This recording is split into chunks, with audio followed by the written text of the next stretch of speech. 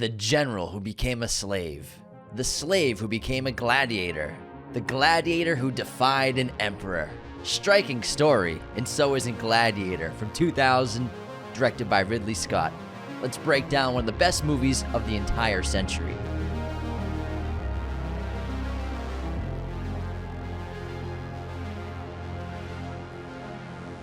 What's up, movie friends? Welcome back to Raiders of the Lost Podcast, the ultimate film and TV podcast. And today, with the upcoming release of Gladiator 2, in order to contain our excitement, we watched it again, the original Gladiator, and we were like, let's do a huge, epic breakdown of one of our all-time favorite movies and one of the best films of at least the last 50 years, Ridley Scott's Gladiator, which was not only a gigantic success critically, audiences loved it, it was a huge hit, and really changed the landscape of Hollywood for a decade. The ancient epics became a big genre after Gladiator, although nobody even came close to matching it, except for Ridley Scott himself with Kingdom of Heaven. But that's for another episode. Gladiator is one of my all-time favorites, one of my most watched films ever. I tear up every time. It's endlessly rewatchable, and I can't wait to break this down. We're going to do a really huge episode. There's so much behind the scenes, so much really cool production info, and hidden details about the film, the production, post-production, and Ridley Scott and Russell Crowe and their team up for this incredible movie. But James, tell me, how important is Gladiator to you as a film lover? It's one of my all-time favorite movies and has been since I was a kid. And this is a special movie my entire life. Seen it maybe 25 or 30 times. And no joke. I'm not even kidding. It's that big. It's that important. Everything about it I love. This movie is lightning striking in a bottle. It had no business being this good. But when you put an incredible team together like Ridley Scott and all these other talented artists, anything is possible. You know, Ridley Scott, despite what so many people say about him right now, especially on Twitter, how he's out of his prime and blah, blah, blah, and he's not as good as he used to be. Oh, we need to give opportunities to other directors. Yes, that's true, but also Ridley's an all-time GOAT. He's one of the best directors of all time, and not only is he a great filmmaker, but he might be the best in the world or the best filmmaker ever when it comes to creating other worlds that don't exist, other worlds from the past. You know, Alien, Blade Runner, and then Gladiator, probably his top 3 movies right there. Incredible world building because of the scope is massive. You're really transported to somewhere that doesn't exist anymore, never existed in general. And also, other people can do that, but Ridley maintains narrative structure so strongly, maintains character so well, so that they both blend seamlessly into an incredible story where you have this incredible world building and then incredible narrative blending together to create an all-time film. And he's made 3 of the best movies in the history of cinema. And that is an absolute fact because he's a legend. It's really incredible. So Alien was his second film, and then Blade Runner was his third film. Isn't that insane? Like, what other director did that in their first 3 movies? That's absolutely absurd. And The Duelist, his first film, is really great. It's a fantastic debut film. And then he did Legend, which is a fantasy film with Tom Cruise. It's really fun, but it's not on that same level. But for your first 3 films to make those 2 absolute game-changing masterpieces that are still hailed to this day, and then to come out strong in the second half of your career with movies like Gladiator, American Gangster, Black Hawk Down. He's still going. And Last Duel a couple years ago was absolutely phenomenal. The Martian in 2015. The Martian, yeah. Fantastic movie. Yeah, and I really love his work. I think he's really a one-of-a-kind director. He makes incredible stuff. And at this moment in Hollywood, the ancient epic has kind of been dead. I think that Scott is really the only person who could have resuscitated this genre back to life with Gladiator 2. I don't see another studio giving another filmmaker, unless it's Nolan, maybe Villeneuve, $250 million to make an ancient epic movie because they don't really sell that well anymore. And so he's really the only person who could have made another ancient epic, which is a really great genre from back in the 50s and 60s. And then in the 2000s, it was a heavy genre after the success of Gladiator. So kudos to him. And I'm just glad that he's revisiting that world. The trailer looks exciting. I love the cast. And I was really upset about a sequel getting announced. But after seeing the trailers and reading more about the film, I'm just really excited, and it's getting great reviews already. It's already 7.8 on IMDb. Early screenings though, and it's performing well with the early audiences. We're seeing it in 2 days, so I can't wait. Oh my gosh, I mean, I love the Gladiator, and I can't wait to go back to that world because of my absolute diehard fandom for the first film, which currently sits at an 8.5 on IMDb, beloved around the world. Its budget was $105 million, and its success was massive, making $465 million back in 2000, which is probably around $700 million nowadays when you adjust for inflation. Gladiator also spent a total of 10 weeks in the top 10 and stayed in theaters for over a year, finally exiting its theatrical run on May 10th, 2001. And also, Gladiator was one of the biggest DVD sales success stories in history. When it first released on DVD and VHS in November 2000, it generated $60 million worth of profit just in the first week on DVD VHS sales. So everybody bought this movie. Everybody rented this movie. I can assure you that this is definitely one of Paramount's all-time greatest hits with return on investment. And DreamWorks, too. So this is a DreamWorks film, which obviously Paramount partners with. But this is a Steven Spielberg-produced movie because he owns DreamWorks. Obviously directed by Ridley Scott. Written by committee, you could say, by a handful of writers for Gladiator. It rarely works with committee.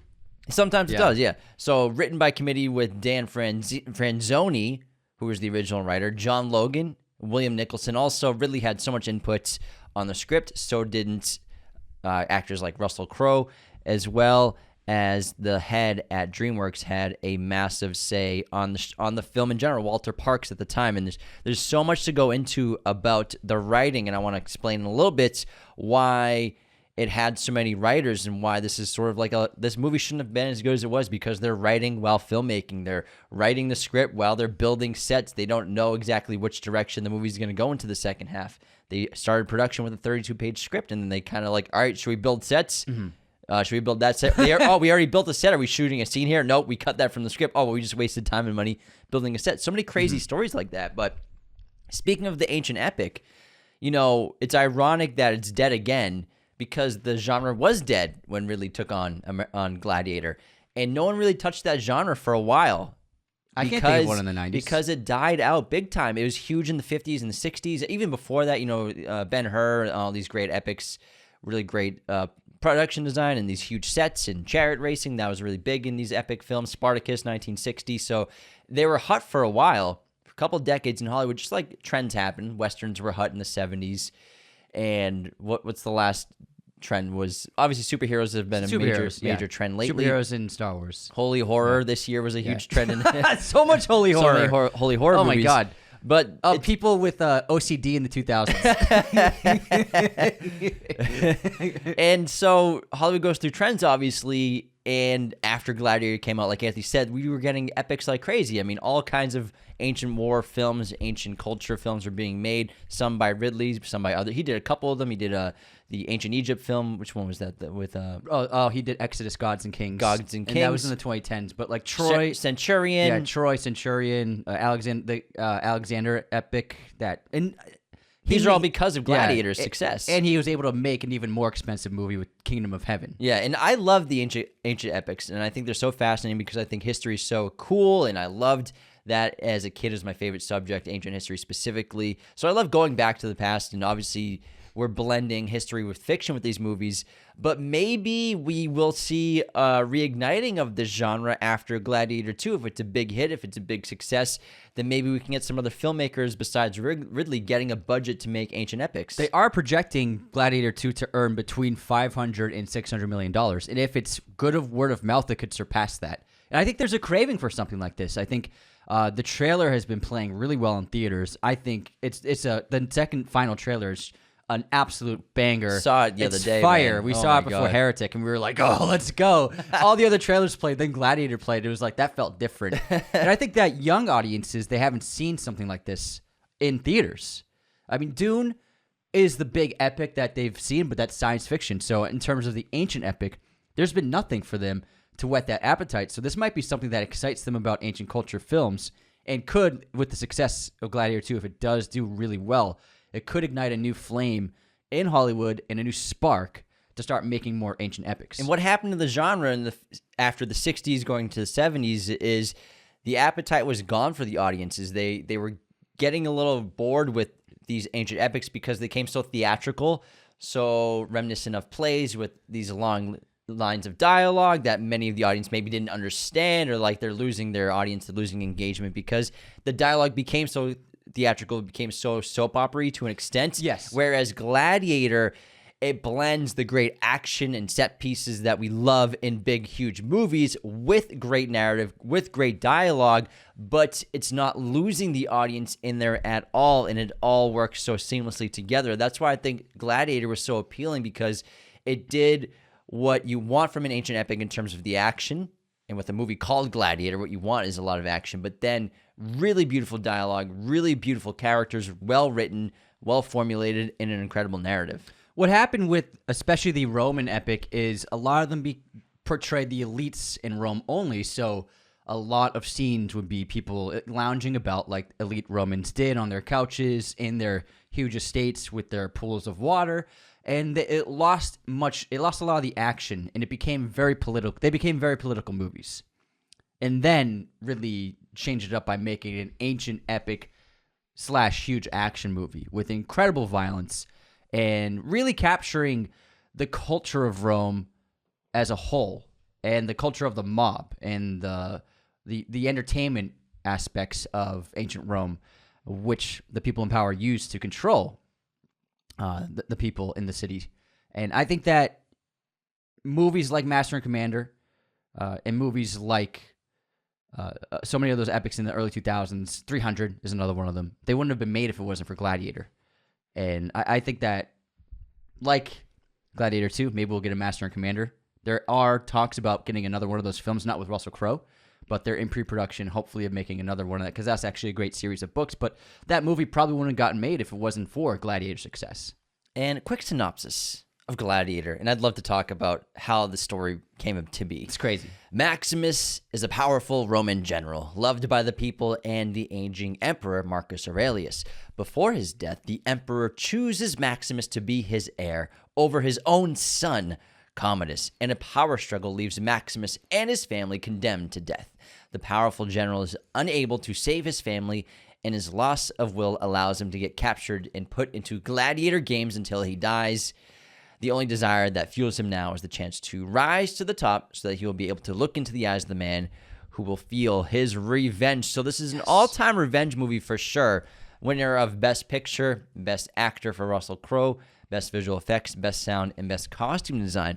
But I would say I think it's the best revenge movie. It's up there. Gladiator is my favorite revenge movie. I would say it's up there, but I don't think we should always just call it just a revenge movie, because it's also a movie about a man going home, because that is the main goal of Maximus throughout this entire film, is to go home.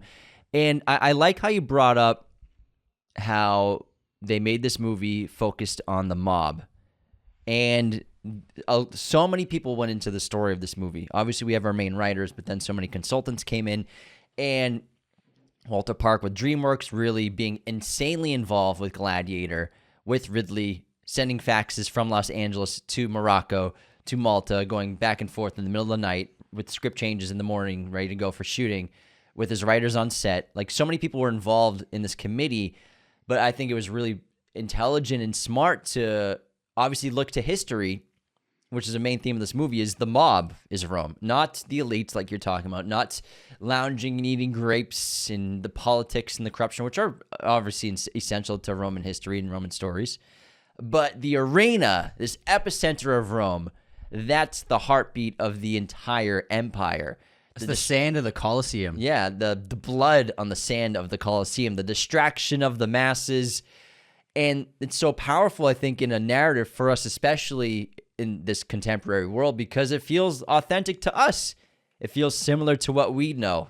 You know, we watch epic games on TV or in person. We go to stadiums and we hang out in the parking lots and get all of our burgers and dogs, and we go watch people beat the crap out of each other on fields. Yeah. We watch boxing matches in arenas. We get tickets. We find our seats. There are vendors. It feels very similar to what you would have experienced going to an arena, going to a Colosseum, going to an amphitheater to see violence, to see executions, to see anything happening at the Colosseum. And so that's why I think it's a powerful way to tell this story, and why it landed so well with audiences is because we can relate and connect to it. We actually, it's an extension very much so engineering and architecture-wise, because the Colosseum and the theaters, a lot of the theaters we know today and the stadiums we know today borrow the engineering designs and architectural designs of Rome's engineering. Even the stadium downtown, the Colosseum, Exactly. the college football stadium. They numbered their seats. They had vendors. Gladiators would actually even have sponsorships for brands, and they would be influencers for brands. But so everything that ancient Rome did with their spectacles, we actually built off of that, and so we're so connected to it. And games like football, sports like boxing, there's human beings have always had this really hard to describe desire to watch violence and for bloodshed, and you watch a hockey game and the whole crowd wants the fight to happen. Oh yeah, there's something that's innately in us, and it's essentially human beings don't really change that much. We still have a lot of the same desires, intrinsic ideas, and motivations. Societies change, politics change, and morals change. Morals evolve. I mean, Rome was an immoral society where they would take pleasure in watching people being executed, but we take pleasure in watching people get beat down. You know, the most exciting part of a boxing match is when someone's laying into another person and knocks them out, and that's when the crowd's cheering and taking photos. Like that's what really riles the crowd up. So in a way, we're still an extension of this society, just not as immoral, but we still are questionably in the gray for sure. Yeah, and obviously that desire for blood sport is still alive. And we have this massive fascination with the past, specifically the Roman Empire has got to be the most fascinating ancient culture out there. Many cultures hit these amazing peaks, of course, ancient China, ancient Japan, but Roman history is just studied all over the world with this intense fascination, this microscope of how interesting this world was back then. And I think because we relate to it so much, and it's sort of that and ancient Greece have sort of built sort of a foundation There's of a Western curiosity civilization. about it. Because there's some stuff we don't understand. And it's still so similar. But yeah, so many incredible achievements in engineering, technology. Imagine if ancient Rome industrialized, what would the world look like? What would the world be like today? But hopefully not Megalopolis. But again, where the biggest piece of technology is just one of those walking escalator conveyor belts. They have those at the airport, Francis. Sorry, Francis, we love you. But again, I think focusing, obviously, this great narrative of this general becoming a slave, becoming a gladiator, and then getting revenge against the emperor. Striking story. Now that people want to know how it ends, that is obviously, I think, the top of the film. Mm-hmm. But underneath, we have that context of the mob at the epicenter of the story, because that's what Rome is, and it's brought up so many times in this movie, and I think it's a great way to tell the story with Gladiator. And the story of Gladiator, I think, is so timeless, and I don't expect Gladiator 2 to surpass it or even match it, but it's still going to be great to revisit it, and I have high hopes that it will still be an engaging story. But there's something magical about Gladiator. It's not just the violence, it's not just the spectacle. It's the story, and it's the characters that live on and that connect us to it. I mean, we watched it the other night. I'm closing in on maybe 30 I might be over 30 watches of this movie, and I still choked up and teared up at the end of the film. Maximus is without a doubt one of the most beloved characters of all time. Russell Crowe's performance is so dynamic and so reserved and very different from what anyone was expecting. The story just, it works on so many levels, but at the end of the day, it's actually a story about grief. It's a tragic story. It's a story about sadness, and you feel that. And the reason why Maximus is so beloved, aside from his stoicism, aside from his incredible leadership and his sacrifice and his uncompromising will, you feel so much sorrow for him. You see the pain he feels, and that's what really connects us to the entire story. And no, I can't think of a character that I've wanted to ever succeed more than Maximus, and it's because the story works really so effortlessly, and it's so shocking to think that they started this movie with a 32-page script. Not that there weren't entire scripts written. Like, we can actually break down the writing process now, where... Yeah, why don't you begin with how Steven Spielberg approved this film pitch from David Franzoni? So David Franzoni, who was the original screenwriter of the story, he had written some stuff in the past, and he wrote a couple notes here, a couple sticky notes. In 1972, this guy, David Franzoni, he went on a motorcycle trip around Europe, and he said that wherever he went in Europe, he would see remnants of ancient Rome, and arenas, theaters, small Colosseums. The Colosseum in Rome was not the only one. And he found it fascinating that like these spectator environments were all over Europe and even Northern Africa. And he got the idea of a Roman epic about a gladiator. This was in 1972. And then in the 90s, he had success with a different screenplay. He wrote the screenplay for Amistad, Spielberg's film. Spielberg loved it. He obviously made that into a film. And because he was impressed with Amistad, he asked Franzoni, what else do you have cooking? Do you have anything else for stories? I'd like to work with you again. And Franzoni pitched him his Gladiator story. Spielberg loved it and immediately approved it and started seeking out directors and a feature screenplay being written. If you know anything about it, he wanted to focus the story on Commodus. And this movie went through several writers. So first, David Franzoni, he wrote the original scripts for Gladiator. He sort of sculpted the main plot, this grand plan, the action set pieces, but the dialogue wasn't quite there. Then John Logan came in. He created very beautiful scenes between characters, made a very strong third act structure, 3-act structure. He built those human relationships, built complex relationships. Some of the best dialogue in the movie was done by Logan. Many of those scenes, especially, for example, the scene between Lucilla and Marcus Aurelius after, they're in the tent and they're speaking, that great scene of very father-daughter dialogue, let us pretend like I'm a loving father and you're a loving daughter. And she says, that's a wonderful fiction. That stuff like that was written by John Logan. Also, Walter Parks, we brought up earlier, was head of DreamWorks at the time. He was very, very involved with Gladiator, being on set as much as he could, but obviously being in Los Angeles most of the time because running the studio out there, they're making other movies, but still with fax technology at the time and phone calls, he was able to constantly fax back and forth between Ridley and the other screenplay writers, all of their arguments they were having over the script. Also, John Logan wrote Last Samurai. Did he really? Yeah. Oh, that's why it's so good. Skyfall, Aviator. So he's incredible screenwriter. He's a really great studio screenwriter, writing huge movies that are excellent. With substance. Substance! Then Franzoni, for example, wanted some changes that were getting vetoed. He wanted to keep Maximus's family alive. That was the original story. He didn't want it to just be a revenge film, but he wanted it to be a film about this character going home to his family.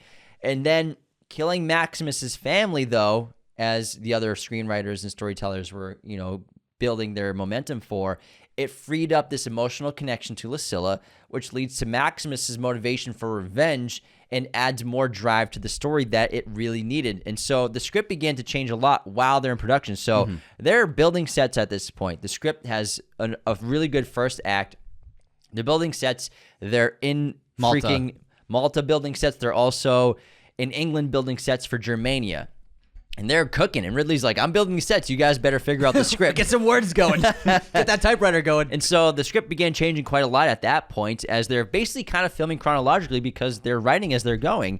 And now a big point of the movie, obviously, is Maximus and Emperor having to fight at some point. You want this big climax where Maximus fights and kills the Emperor, but how can he actually get in front of the Emperor as a slave, as a gladiator? Because if Maximus is this great warrior, the Emperor would be an imbecile to get into the arena with him to fight. Obviously, Commodus is very arrogant, but that would just be suicide. You're not that dumb. You don't want to actually die. Maximus is better than you, but this leads to the idea of how about we wound him, we stab him secretly, and that leads to him getting weak, and it makes sense why Commodus would want to challenge him into the arena. And making Maximus a heroic figure for the people. So you can't just kill him with your soldiers, and then Commodus has that great line, I will not make a martyr out of him. And so the best way to do it would be to win the favor of the people back. What if I kill him and be hailed a hero and a valiant soldier for killing the great Maximus? So it's a great plan by Commodus that's forced for him, because just killing Maximus stone cold with his soldiers would turn the mob against him. And that connects to that line that Juba says to him, where you have a great name. He has to kill your name first. He has to kill you before he can kill your name. That's the whole point of that. Symbol of Maximus. And so again, filming hadn't started yet, but they're building sets, and pre-production is pretty much there, and the script's still not done. And Ridley, he wanted things in the script that didn't end up making it. Ridley was adamant about Maximus fighting a rhinoceros in Gladiator. He storyboarded an entire fight. However, it would have cost $3 million to have this fight with the rhinoceros. The CGI test rhinos resulted in them realizing it would have cost $1 million just for the CGI at the time. So they had to unfortunately cut that due to budgets, and it probably wouldn't have looked as good, but we are going to get that in Gladiator 2. now, baby. Let's go. We're going to have Lucius fighting a rhinoceros, which I had no idea. the wrong breed of rhinoceros. Yeah, the wrong breed of rhinoceros, all these goddamn historians. So how cool is it that Ridley Scott wanted to put a rhinoceros in Gladiator, couldn't do it because of budget constraints, but now is doing it with Gladiator 2. But that being said, I love the tigers because the tigers are real. They're really there. And it's so fascinating. And I've always thought, even as a kid, the tiger fight was just so legendary. It's absolutely iconic. epic. And I think actually the tigers might have worked better than a rhino fight could have ever done. Yeah, I don't think the technology was quite there for the rhino fight because he would have blended CGI with animatronic, would have made an animatronic, obviously, rhinoceros head. They could potentially make one that actually has 4 legs that it can walk, but it'd be a little hokey. So I think it's better now, and I can't wait to see how they pull it off. Yeah. I guarantee it's a mix of CGI and practical. I'm sure some people have already seen it. But let's continue the story of the timeline of how the writing was done by committee. So they hadn't filmed yet, and 2 weeks before the photography started, they had the first read-through for the entire cast and the filmmakers, and it did not go well. The read-through was 2 weeks before photography, and everyone left the read-through not feeling very confident about what they were about to do. Damn. However, sets were being built, and they had to go through with it. They were putting all this money into it. And so playwright, and screenwriter Bill Nicholson was sent the script by one of the other screenwriters. And he ended up sending a 4-page analysis and memo of the script for basically what he thought was wrong with the script and what it needed. And Will Parks immediately agreed with him, the runner of DreamWorks, and he said, bring him on immediately, pay him whatever he wants. Bring that man a shield. And he was originally supposed to be brought in for just the first few weeks, Bill Nicholson, just to work out the script for going forward, but he ended up staying on for the entire shoot and ended up pulling that whole third act together. And now what Bill Nicholson brought to the story, which at that point was really just a nihilistic revenge story. Obviously, it would be a movie that a lot of fans of action films would like.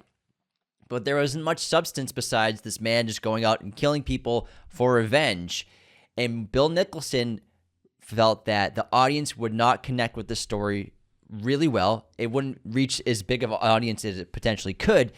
And not everyone would relate to him because that's all it is, this dark, nihilistic revenge story. And he wanted to bring more likability to the characters, so he identified the story from just being someone who wants to kill someone, but change it to a man who loves somebody, someone who loves his family, loves his wife, loves his son, which brings that motivation and bringing back that idea that Dan Franzoni wanted to do of making it not a revenge story, but a movie about a man going home. So connecting love with going home while also killing Maximus's family. Of course, he's out for revenge against Commodus, but he's going to make it home to Elysium, to his family. So Nicholson brought in the concept of Elysium, of this afterlife, which Ridley brilliantly shot to make obviously look so magical and so much of a different plane aesthetically with the blue color tones, the different frame rates, the way he shot the afterlife was so fascinating, how it's sprinkled throughout the story, whether it's the hand in the wheat or the doors in front of his estate. Yeah, that wall. Yeah. Really beautiful stuff. And also just floating over the ground on the dolly track. Really brilliant stuff to practically look like a man going to the afterlife. And bringing that act of dying and turning it into a win, an act of triumph for the character. And it brought so much gravitas to the character, to the story, made it so much more powerful. And now everyone can connect with Maximus because he's not just this guy who's out killing people for revenge. He's trying to go home. He's a man who's very strong, but also a man who loves very strongly. And if he can't go home, the movie doesn't work. It doesn't work as well, and it will fail. It doesn't become the masterpiece and all-time movie and beloved film it is if he doesn't go home. And so Nicholson brought that afterlife, that Maximus going home to his family, triumph in death, but also he adds this great sense of Maximus not wanting to be a soldier, not wanting to fight, wanting to go home. You can tell that opening battle scene, you know, it's a beautiful sequence because we have carnage about to happen, but we have that little bird on the tree, and we have Maximus, a great leader, respected by his men. He looks like this is his 100th battle. but he doesn't want to be there. After he wins the battle, what does Marcus Aurelius say? What does my great How can we honor our best general? I'd like to go home. Home. Ah, yes. He can't go home because he's a man who wants to go home, doesn't want to fight, but he understands duty. He understands honor and responsibility, and he will fight for Marcus Aurelius anytime Marcus Aurelius needs him, but he doesn't want to be there. So having this man who's a soldier but doesn't want to fight, a general but doesn't want to be in battles. Or a leader. Exactly. That's why he's chosen, obviously, to be the protector of Rome. But that was all added by Nicholson into this character because Maximus is an all-time movie character. He absolutely is. And it's great because it worked out because so many people were fighting for all these different character traits, which normally doesn't work. But I think with Gladiator, because all of these people were fighting for what they thought was best to tell the story the best way, it led to incredible screenwriting, this incredible screenplay, and this remarkable character. You could say that the sense of urgency really helped fuel the creativity because there's a theory that urgency can fuel creativity in an amazing way. And Russell Crowe also deserves a lot of credit for contributing to the heart of Maximus. Most notably, a lot of stuff was improvised on the spot because, yes, they had great writers helping them, but the actors, Ridley Scott was asking for ad-libs and improvisations and their ideas, too, to help form their characters. Russell Crowe added a ton of stuff. For example, connecting to the heart of Maximus, the scene inside of his tent where he's praying to the small figurines of his wife and son. That was not in the screenplay. Those little figurines just happened to be there from the production design accidentally. And while filming the scene, Russell Crowe saw them and improvised him praying to them and kissing his wife's figurine. And from then on, they connected. They were like, let's go hard into the family of Maximus. And so he improvised so much to connect the audience to his soul and to his family. He also... That's remarkable because it becomes the ending shot of the movie is Juba burying those figurines. Hence them writing as they were going, that if Russell Crowe never did that, the movie would have never ended with Juba burying the figurines in the sand of the Colosseum. That would have never happened. It's because of Russell Crowe's improv. He also improvised when Marcus Aurelius asks him about his home. Russell Crowe... Maximus describes the hills and the various vegetation and fruits that grow on his farm. Russell Crowe is literally describing his own farm in Australia. So there's a lot of ad-libs. Joaquin Phoenix, being a brilliant young actor, also improvised things like screaming, am I not merciful?" in front of Connie Nielsen. That was an ad-lib from Joaquin Phoenix. Russell Crowe also came up with the phrase in the improv of strength and honor. That was Russell Crowe. Strength and honor. Strength and honor. And that was actually a spin on the Latin motto of his own high school, Veritate e Virtute, which translates to truth and virtue. And Russell Crowe came up with the idea of, what about strength and honor? And that's a thorough line. You see it in the new movie, the trailer. That's become one of the main themes and motifs of the Gladiator franchise now. And that also came from Russell Crowe. So brilliant improv from incredible actors also added to the screenplay and added to the relatability, vulnerability, and authenticity of these characters. And urgency, I think, is the right reason for why everyone became so creative. And everyone had the same goal.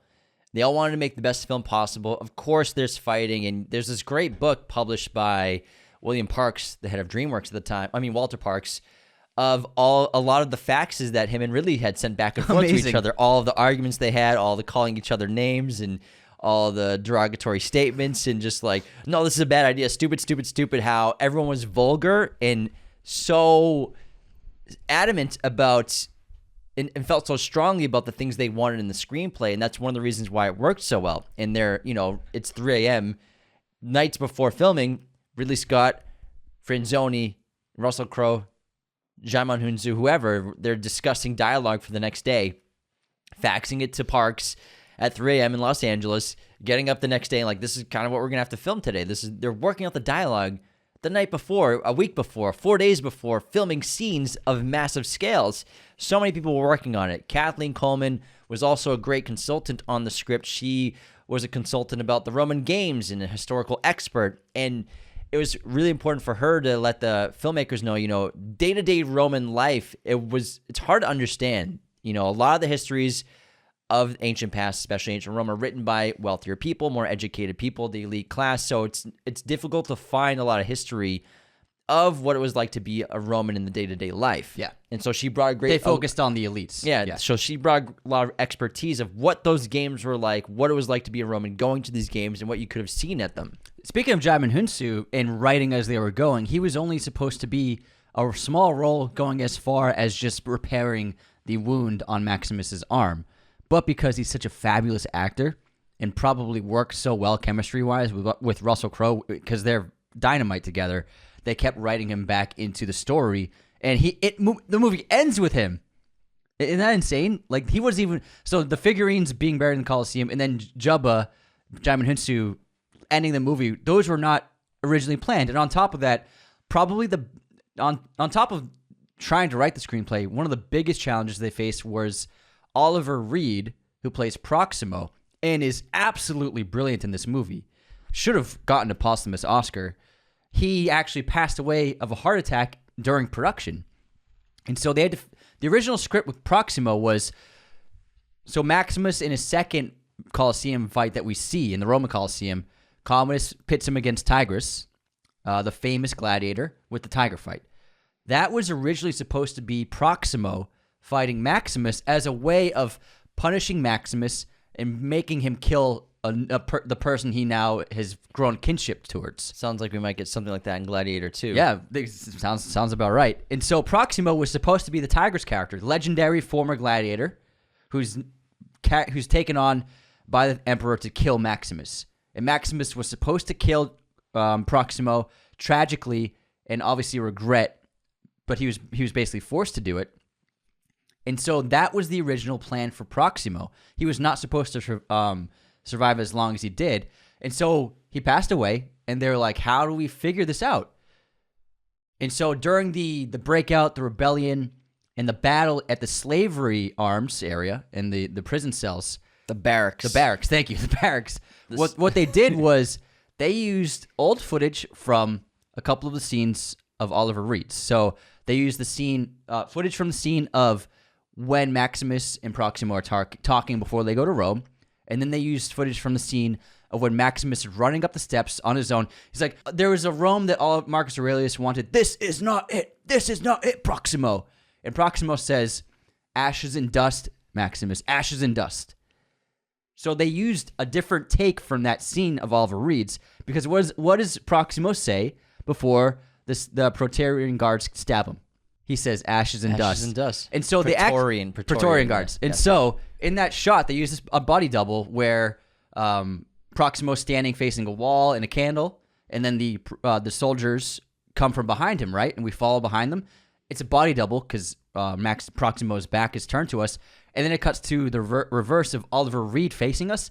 It's the same shot from the stairway tunnel. They just color graded it dark and brown to match the warm candlelit interior of the scene in the third act. And he says, ashes and dust. And that's actually just a different take from the stairwell scene.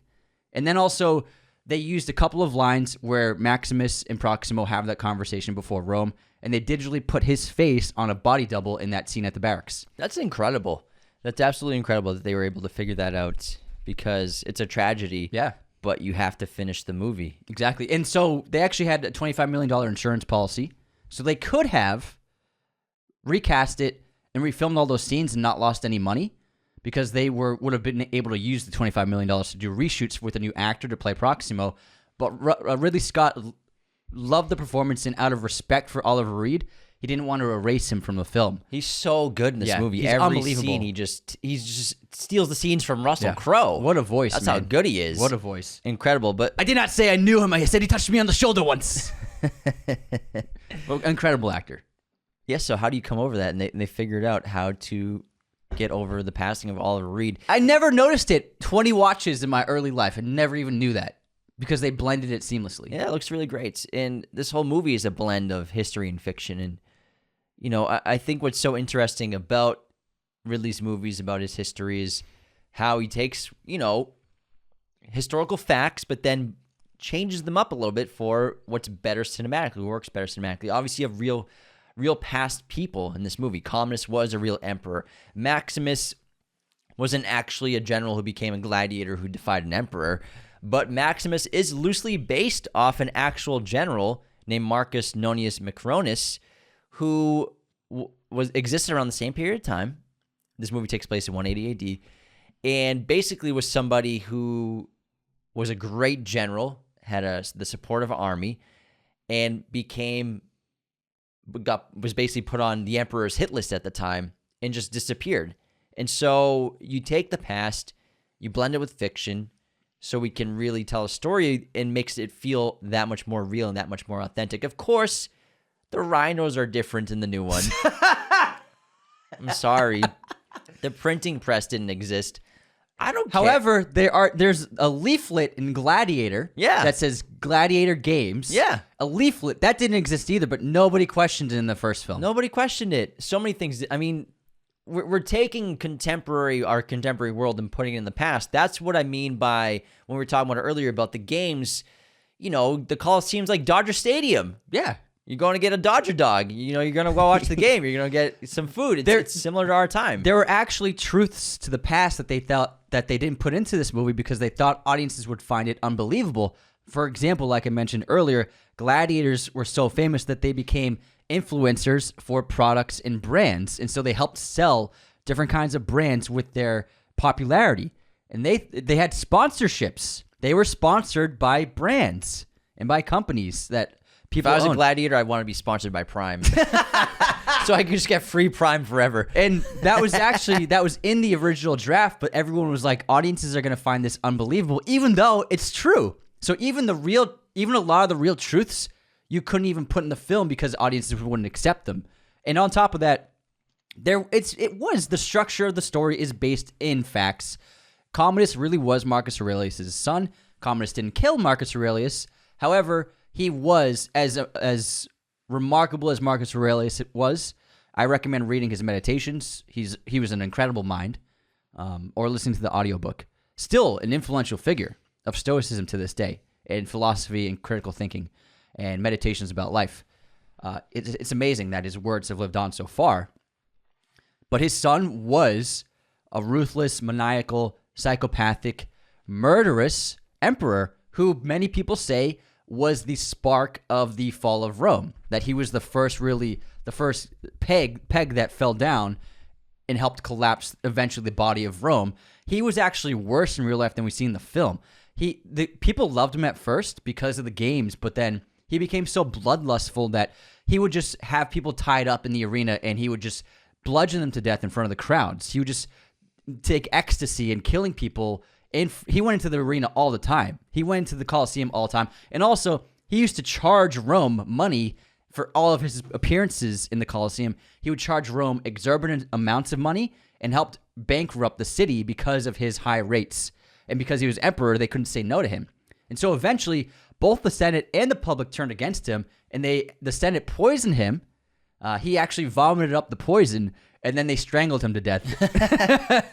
So everybody really did turn on him, and there's so many things that weren't quite accurate, but it doesn't really matter. But there's some fun stuff. So listen to this one. Although Marcus Aurelius wasn't murdered by Commodus in real life, he died from the plague. Then what does Gracchus say to Commodus? He said, have you ever hugged somebody with the plague? Have you ever held someone dying of plague? He technically did in the movie. So that's a fun little twist on reality. No, but I can make sure you do. Something like that. There's so many little things from reality that they just twist a little bit. But it doesn't have to be accurate. Like we were saying in an episode last week, this is not a documentary. This is not supposed to be 100% accurate account of history. This is a fictional story set in a different world. And even if they get a couple of things incorrect, but they know they are. It's not like they're making this movie and like, hey, were there leaflets in Rome? I don't know. Let's just do it anyways. Were there iPods in Rome? They know there weren't leaflets in Rome, but they're telling a story for a contemporary audience. And narratively, it helps to do these things. So did you make a list of things that are true that Yeah. Do you want to go through that or no? Yeah, I could. You wrote it down. I figured you were gonna. I thought you were gonna go through all of them, but I guess you don't want to anymore. I didn't write it. I copy and pasted. So here we go. I'll do a couple of them. Although Maximus is fictional, he resembles Spartacus, who was a real figure. Many movies have been made about him, who was a gladiator who caused a huge gladiator slavery rebellion, which won a bunch of battles against the Roman army. But I think who defeated him? Was it Caesar? Julius Caesar who defeated Spartacus? I can't remember. His I armies? don't think it's Caesar. I'm not sure. Also, although Commodus is engaged in combat in the Colosseum, he was not killed in the arena, but he was killed by a gladiator in his own bathtub. He was strangled to death by a famous gladiator, named a gladiator wrestler named Narcissus. So this story was actually the original basis for the script. Maximus was originally Narcissus, who was a famous gladiator and wrestler who ended up killing the emperor Commodus in his bathtub. And so that was the original story. It was heavily based on the reality and the actual facts, but they obviously changed Narcissus to Maximus and turned him into a general who became a slave, who became a gladiator who defied an emperor. Striking story. But that was the original story, Narcissus versus Commodus, which really happened. Blah blah blah. A lot of this stuff is a little boring. I won't get into too much. Oh, so okay. I thought you were so excited about it. You're like, Jim, I have this whole list. There is a lot of reality. So Marcus Aurelius really did ban the gladiator games. In this movie, that's accurate. When Commodus comes into power, he brings back the games. And that's why Proximo, he's like, I don't have to scratch at the scratch for like making my ends meet in these flea-infested environments. I can go back to Rome. That's also based in truth. Marcus Aurelius banned the games in Rome. And Commodus, when he came into power, he's like, games for everyone. We're getting back to bloodlust. I want to win the favor of the populace. All right, cool. I really think that people might not understand how Ridley created a new version of Rome on screen. Rome... How did he do it? Was always depicted, obviously, in similar ways with these massive sets, these palaces, miniature work, or huge sets. Always depicted as warm, inviting. You're on the Mediterranean. Lots of beautiful sun. However, whenever we're in Rome, especially exteriors, outside of the, that sky shot going to the games, but, think of when Commodus comes to Rome. He enters the city like a conquering hero. What has he conquered? Give him time. I think he can do very well. For you? Think of that. For who or you? Think of that scene, and think of the interiors of the palace. It's bleak. It's blue.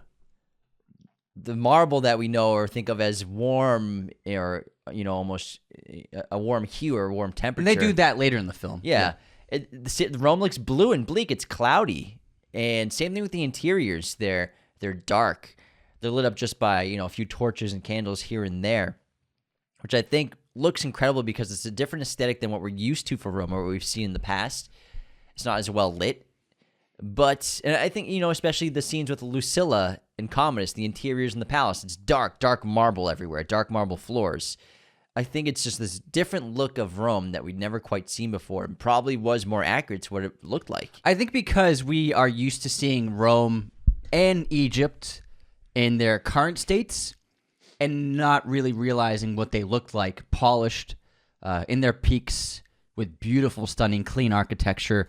I mean, if you look at photos and imagery created to depict what Rome or ancient Egypt looked like in their peaks, stunning architecture, white marble everywhere, glossy stone, incredible infrastructure, and it was absolutely awe-inspiring.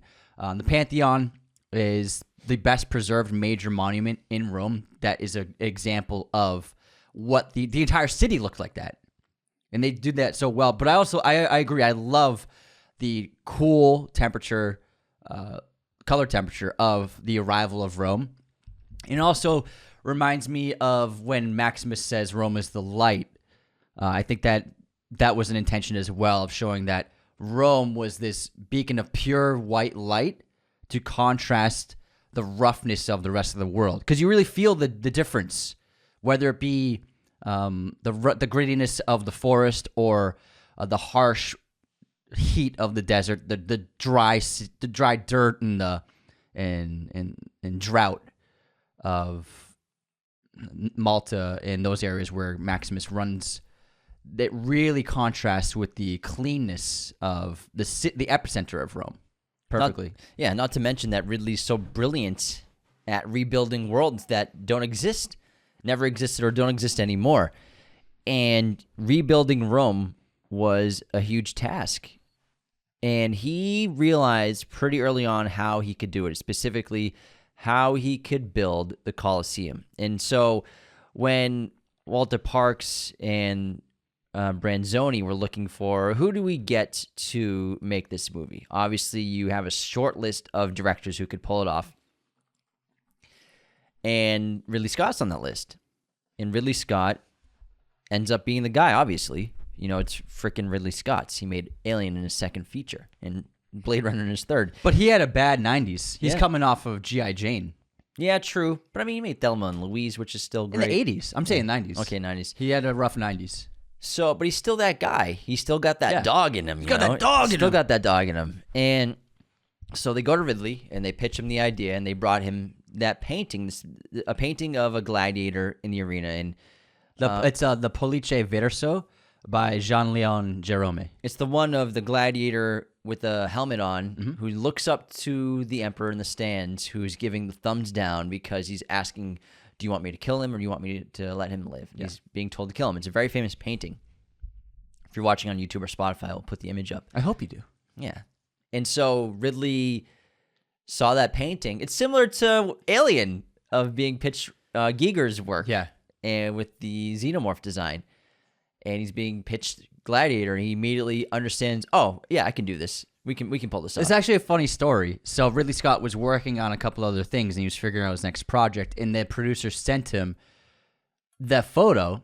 They faxed him a photo of that, and Ridley Scott said, and I looked at it, and I said, I'm fucked. I have to do this. Just from the photo, and they're like, do you want to know what the movie is? He said, no, I'm in. So the power of that image, of that painting, sold him. Because I think he's like, oh, I can create this world. I don't know what the world is, but I want to create whatever it is. Yeah, and obviously you need a filmmaker that can build ancient Rome on a budget and not go over budgets. And Ridley immediately, he understands, I can do this, specifically with the Colosseum. I'm just going to build portions of it. And so that's what they did. The team only built portions of the Colosseum, about 1/3 of it. Mm-hmm. And Scott actually thought that the real Colosseum was a bit too small. It is smaller than you would expect. So they ended up making a replica of the Colosseum to be about 5 stories taller, making it larger in scale than the real one. What they did was they created 1/3 of the Colosseum. And the rest of the Colosseum was built with CGI and green screen, and including a lot of the crowd. They had about 2,000 spectators on set for days of filming, and then added 33,000 CG spectators in some scenes, up to 50,000 people in the seats. It's amazing because that 360 when he first enters the Colosseum, it looks flawless. And so basically Ridley sort of started this trend, or maybe didn't start the trend, but he was early on the trend of when you're building a world like this, or a structure or a set, you build the bottom third basically. They built the bottom third of the Colosseum going up, and 1/3 of it in terms of the circle. And the rest of it vertically is done CGI. That's kind of the norm nowadays, whether on a Marvel movie or whatever. You're building your set in terms of what the cameras can see at the ground level, and then you're building up with CGI. It's really effective because what the camera sees closest to it is real. It's tangible. And they actually built 1/3 of the Colosseum. And then visually up above them vertically, they built CGI and 360 CGI. So like that 360 shot, it's that striking moment where they bring the gladiators out to the Colosseum the first time being there, and it's before the barbarian horde comes to attack them, and the camera goes around them, and they use the Steadicam to move around and not cut from them at all, and we can follow them, and behind them as they're looking around, we see this 360 shot of the Colosseum. It looks incredible. So the visual effects team tracks that shot. Then they built that set and stadium with extension in 3D. And then the camera even returns back to the crowd where the chanting started, and it carries on. This is a really powerful shot, really incredible filmmaking. And also, when you're watching the movie, you understand that, you're in a stadium that's a circle, and the I think emperor, it's an oval. the emperor oval, whatever. The emperor's box is over here, but then the crowds are over there, and then we have, Proximo's box is over there. How are we getting all these different shots in this oval circular stadium if it's just 1/3 of it, really? they're just changing it up. They're Redressing it. filming to the right and dressing it differently. Then, all right, we'll use this side for the Emperor's box, but tomorrow it will be Proximo's box. And you change the camera angles up. No one knows any better. So you don't have to build the entire 360 of the stadium. You build a third of it, and you just film at different angles, dress the sets differently, and you're cheating. You're constantly cheating, moving the cameras and moving the angles to get away with the Emperor's box being Proximo's box the next day, or next time it's the Senator's box. And it's pretty simple stuff, and that's just filmmaking magic. Work smarter, not harder. Ain't nobody's gonna know. And it looks flawless. You just redress it. It's very, very simple. And I just think it's absolutely incredible filmmaking. It's remarkable. And they did really build, obviously, the entire Malta Colosseum, which is much smaller. That entire thing was really built for real. Yeah, that was actually built at one. location, and Yeah. it looks like they rebuilt it for the same one. Or unless they probably left it there. No, they rebuilt it. So they rebuilt it in the same city. There was behind the scenes of them under construction building it. In the exact same spot, which is really Yeah. incredible. So I believe it's going to be the same Malta Colosseum that Maximus fought at. In building the past, this movie has really 4 main locations, but I think if we start chronologically and we talk about Germania, which has got to be one of the best looking fight scenes ever. Well, you want to go through the plot now? Not yet. I'm not ready for not the ready? plot. I'm not ready. We ain't got no rush here. All right. I'm just so I want to excited. talk. Well, how about we talk about weapons and tools of war too? Oh, fuck yeah. There's so much to chat about behind the scenes still in the production. So I think that's, well, real quick, I think people, maybe if they don't like this movie, they think that the helmets and the garbs they wear in the Gladiator Arena are a little too ridiculous, but it's actually, they toned it down a little bit. They could be very theatrical and eccentric, the armors that they wore back then. I think you're absolutely right. Now, the weapons and tools of war of ancient Rome and Gladiator, the film, are vicious because every weapon's designed to land a fatal wound. It's designed to kill. But also, the Gladiator weapons are clearly different than the Roman soldiers' weapons. Mm-hmm.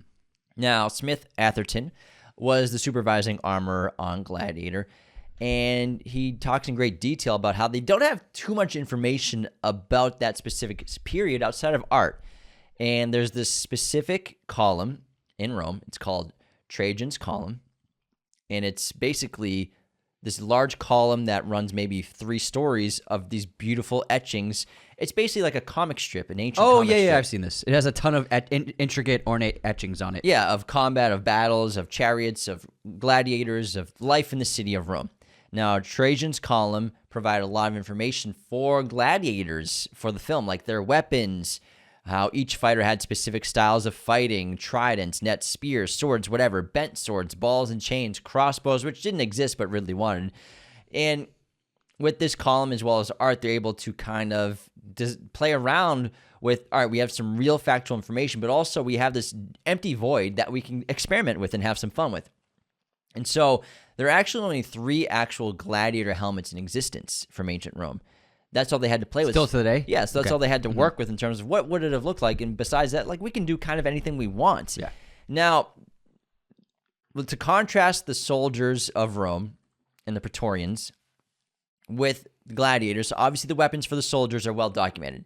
So our soldiers for ancient Rome, we have basically 3 lines of offensive weapons. We have spears, which the legions would throw, and these spears are special because they have hard tips but soft metal poles where every time, so you throw it, and if it doesn't kill somebody, it basically breaks so that the enemy can't use it as a spear against you. But very hard, sharp tips. And so basically, their first line of defense, besides arrows, the legion would throw spears, and then they would attack with their shields, which were used for pushing your enemy back as well as bashing them. And then your last offensive tool was your sword, your gladius.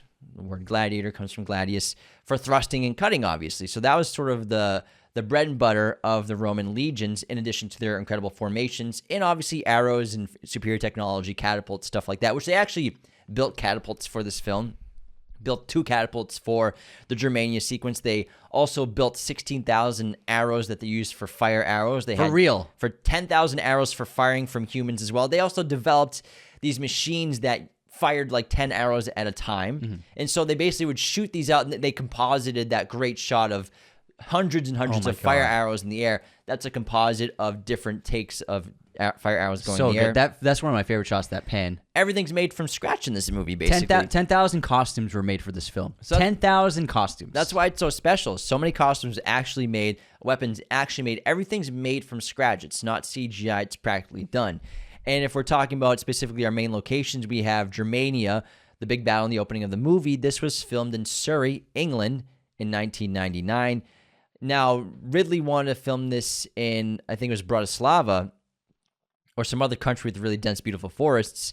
However, it just is a lot easier logistically to film outside of London. So they filmed in Surrey. Also, do you know why they chose that location? Deforestation, go ahead and talk So about it. the Forestry Commission was actually planning to remove that section of the forest. And so Ridley Scott learned about this and hit them up. And was like, I can destroy that forest for you.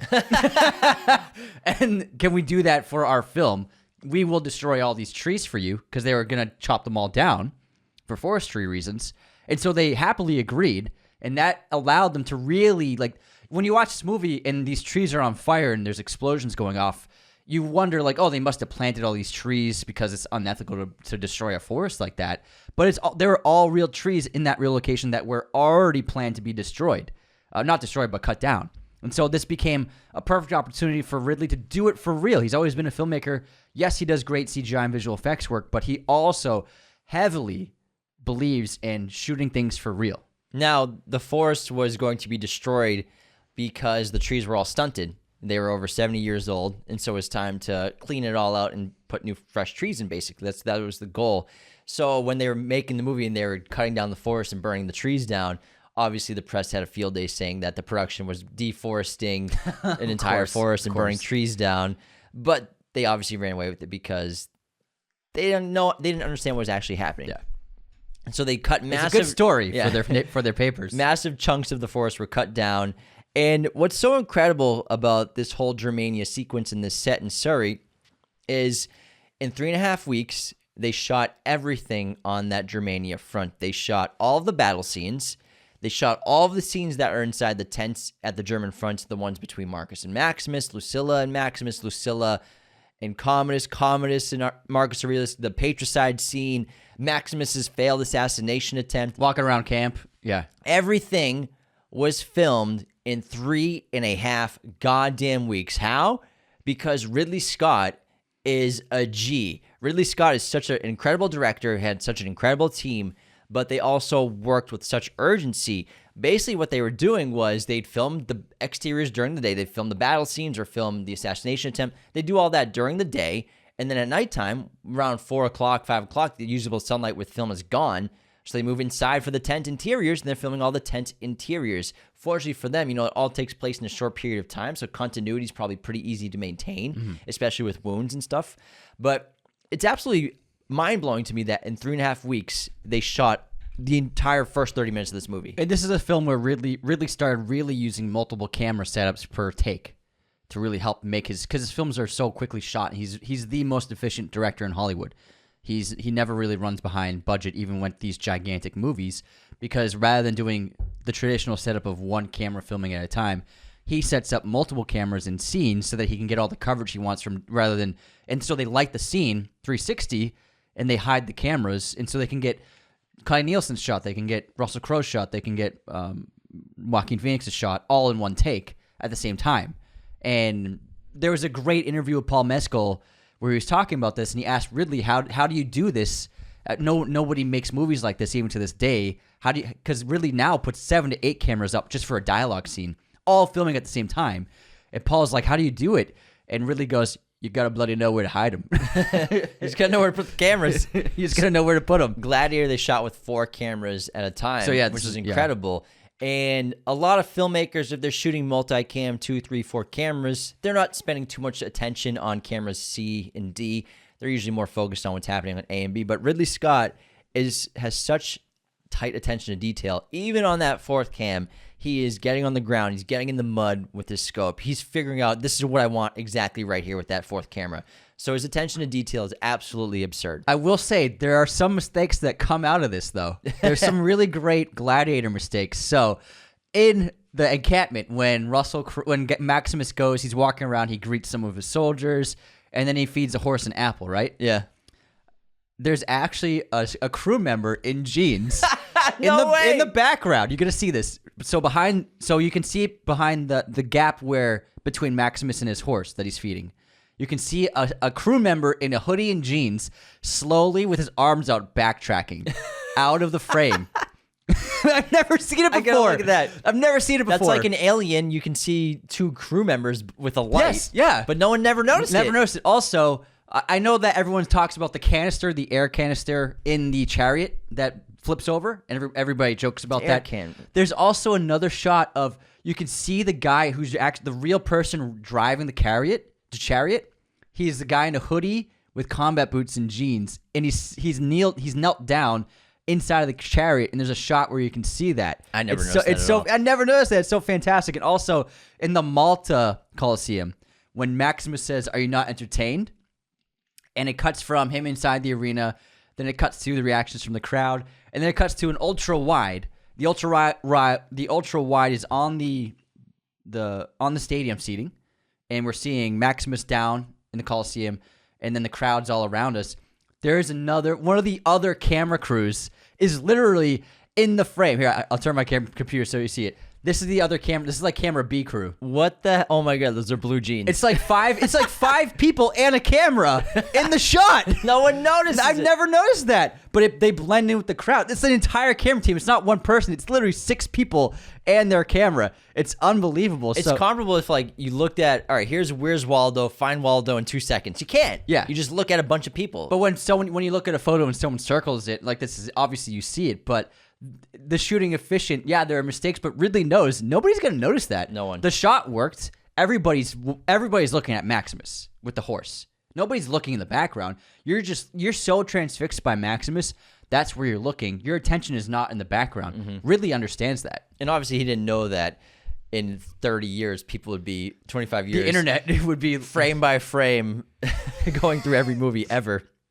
But let's continue on this Germania front. How do they do this with such efficiency, and especially when you're having days with over 1,000 extras on set? You know, you're paying extras 70, 80 quid a day, 80 pounds a day to come in location, dress up as a Roman soldier or dress up as a Germanian barbarian and go to war for an entire day.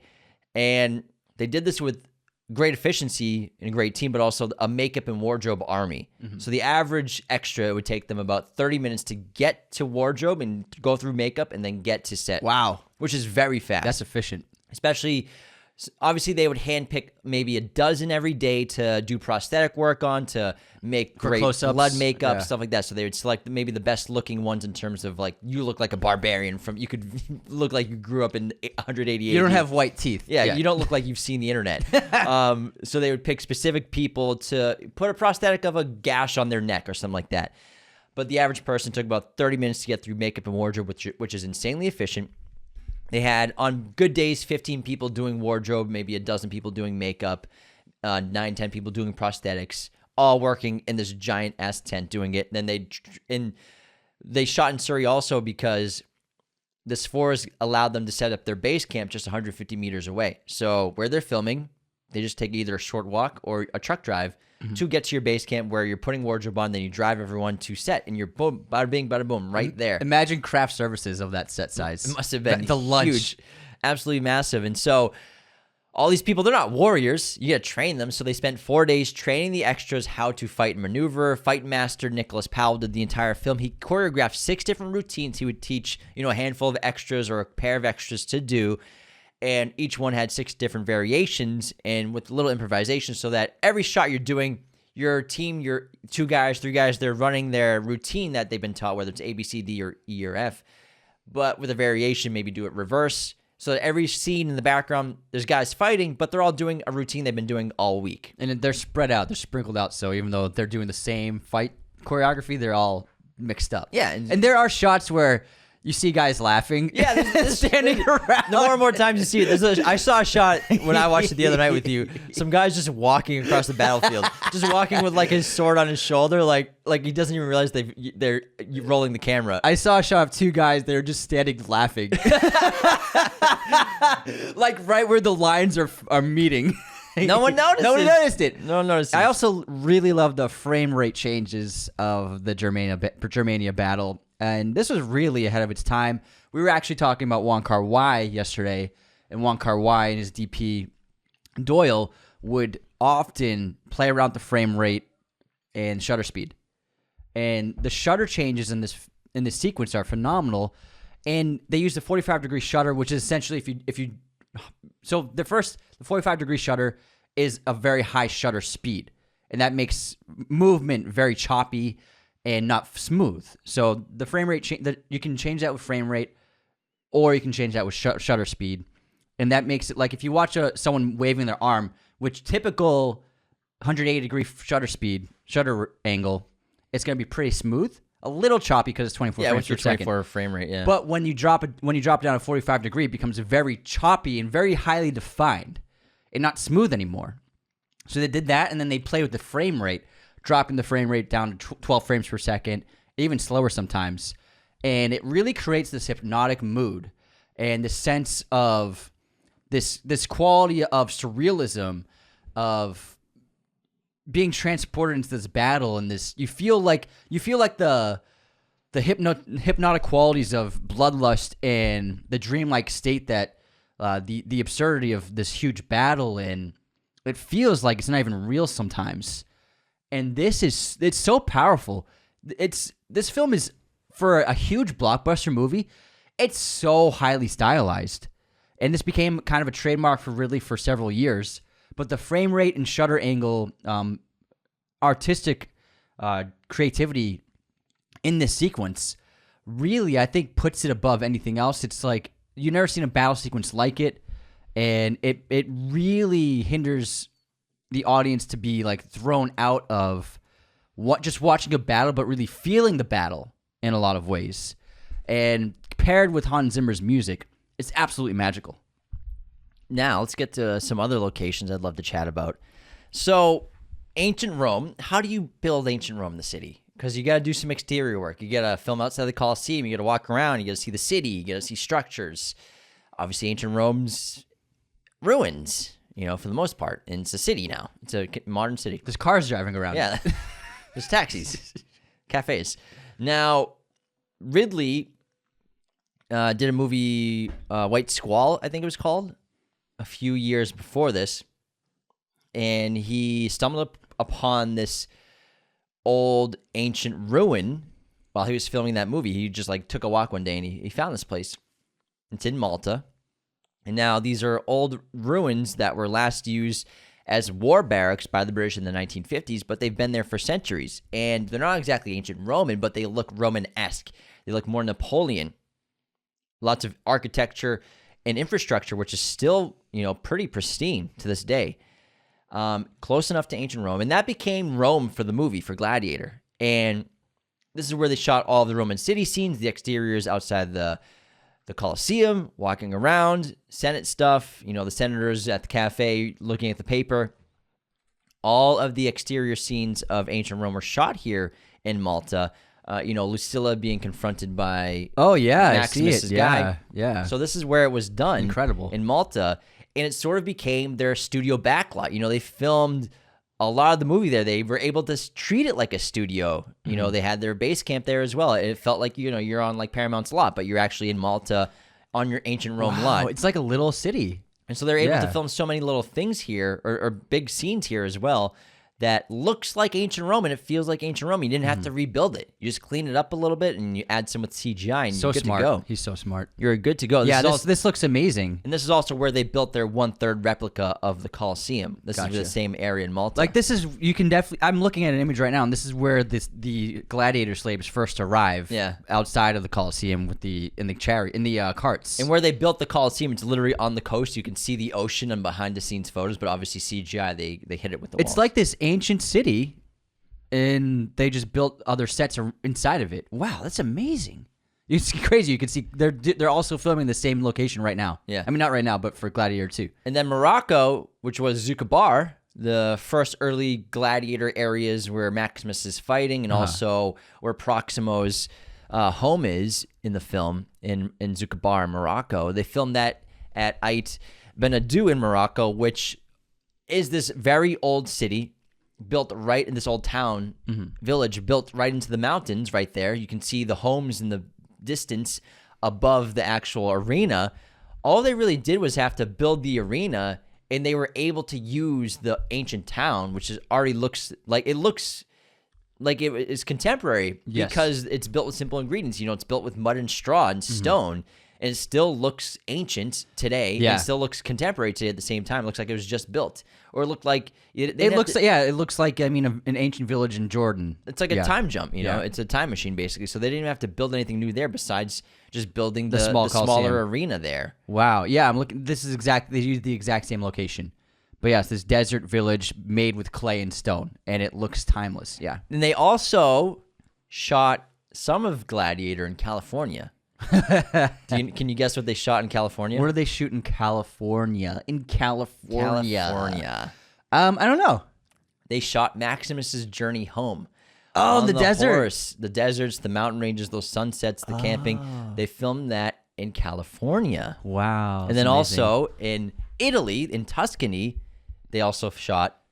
Do you know what they shot in Tuscany? Elysium and Maximus's home. Exactly. His farm. And you actually see... So yeah, they filmed a little bit in Italy, actually. That's the only thing they shot in Italy was Maximus's home. Beautiful estate. And it's supposed to be Spain. Yeah. Because Maximus is from Spain. Yeah. Here's the thing. First of all, there's so many people I've seen online, just over the years from our content that we've put out about Gladiator. People remark about the accents and about Russell Crowe's accent. First of all, Russell Crowe being Australian. Russell Crowe purposely did this mix of British and theatrical British from like the 60s. It's this accent he invented for the character. And he didn't, because here's the thing. Romans didn't speak English. Romans didn't have English accents. And also the other criticism is, if he's from Spain, why doesn't he have a Spanish accent? It's like, they didn't speak Spanish in Spain 2,000 years ago. They spoke variations of Latin still. Everyone in the Roman Empire spoke Latin. So it wouldn't make sense for him to have a Spanish accent. That would be for contemporary audiences. And so it's almost 2,000 years ago, guys. Yeah, they didn't even speak Italian. They did not speak They Italian. didn't even speak Italian. Whoa, Anthony just dropped. He's getting so upset. He knocked his water bottle down. So riled up. But that's why Russell Crowe created a certain kind of accent. He mixed two accents together to make his Maximus accent. And I mean, everyone does English accents because it works for historical movies. It just works. But Maximus doesn't have to have a Spanish accent. He's from Spain, and the area he describes is actually it's a real place in Spain. Yeah, and so Spain didn't really have Spanish until around the 8th, 9th century after the fall of Western Rome, around the 5th, 6th, 7th century. And then Spanish first documented around 8th, 9th century, written in around the 12th, 13th century. So, and also Italian wasn't a language until really Dante's writings.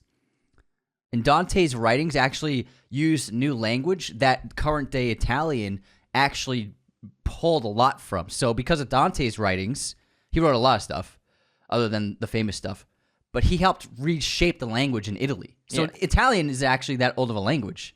There's been a lot of civilization, guys, before our lifetime. A lot of civilization has existed. They did not speak Spanish in ancient Rome. That's why Maximus doesn't speak Spanish. They all spoke Latin or a variation of Latin. And I've also seen some criticism of actors like Denzel Washington being cast in a prominent role in Gladiator 2 because people think that ancient Rome was all white people. It wasn't.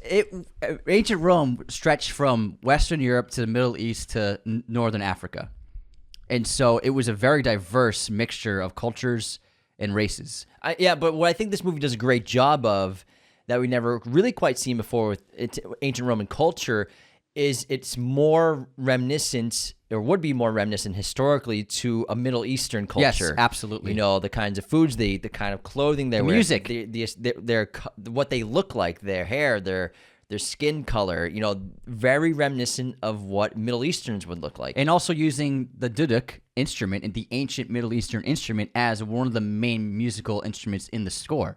And so that's also, I think, what Ridley wisely did and this new interpretation of ancient Rome to show that it wasn't just a bunch of white people. It was a very diverse society which stretched across the globe. And so obviously you need all sorts of races and all sorts of cultures. But again, the Middle East was a huge chunk of Rome. Yeah, I think it's a and that's great why, thing like, to point out. to this day, there are ancient Roman sites in Africa, in the Middle East, they're everywhere. And you can see ancient roads in Northern Africa. There are ancient structures still you can visit to this day with Latin on them. And they're in Middle East. They're in Africa. Latin guys. So yeah, Latin. Denzel, fuck you guys if you don't think he should be in it. It's a movie. Why wouldn't you want Denzel Washington in a freaking Gladiator movie? God. It's so epic. And also, like, Jaimin Hunsu he's such a highlight of this movie. He's so phenomenal. It's like it's so ridiculous to be critical of that when you have a lot of people have no idea what the history of these cultures were even like, and they're being critical of it. Yeah, I've seen they're not. Why isn't Maximus speak Spanish? I'm like, what are you guys talking about? You think they were eating paella? It's Spain? It's 180 AD, guys. 180 AD. That's when this movie. Where do you think all the Romance languages came from? They're not that old of languages. None of them are. None of them are that old. Yeah. The English we speak today is not that old of a language. I actually listened to this breakdown in this evolution of English, and it really became recognizable to me in like the 1600s, what they were speaking. But even then, it was still so different from what we speak now. So languages evolve. Thy are not intelligent. Even different words than that, even back then. Yeah, that's like when I was watching Cohen's what's it? Conan O'Brien? No, the Coens. The Coen brothers. Joel's Denzel movie. The Tragedy of Macbeth. Tragedy of Macbeth. That was me like trying so hard every sentence to try to understand what was going on. I did a pretty good job, but that's theater.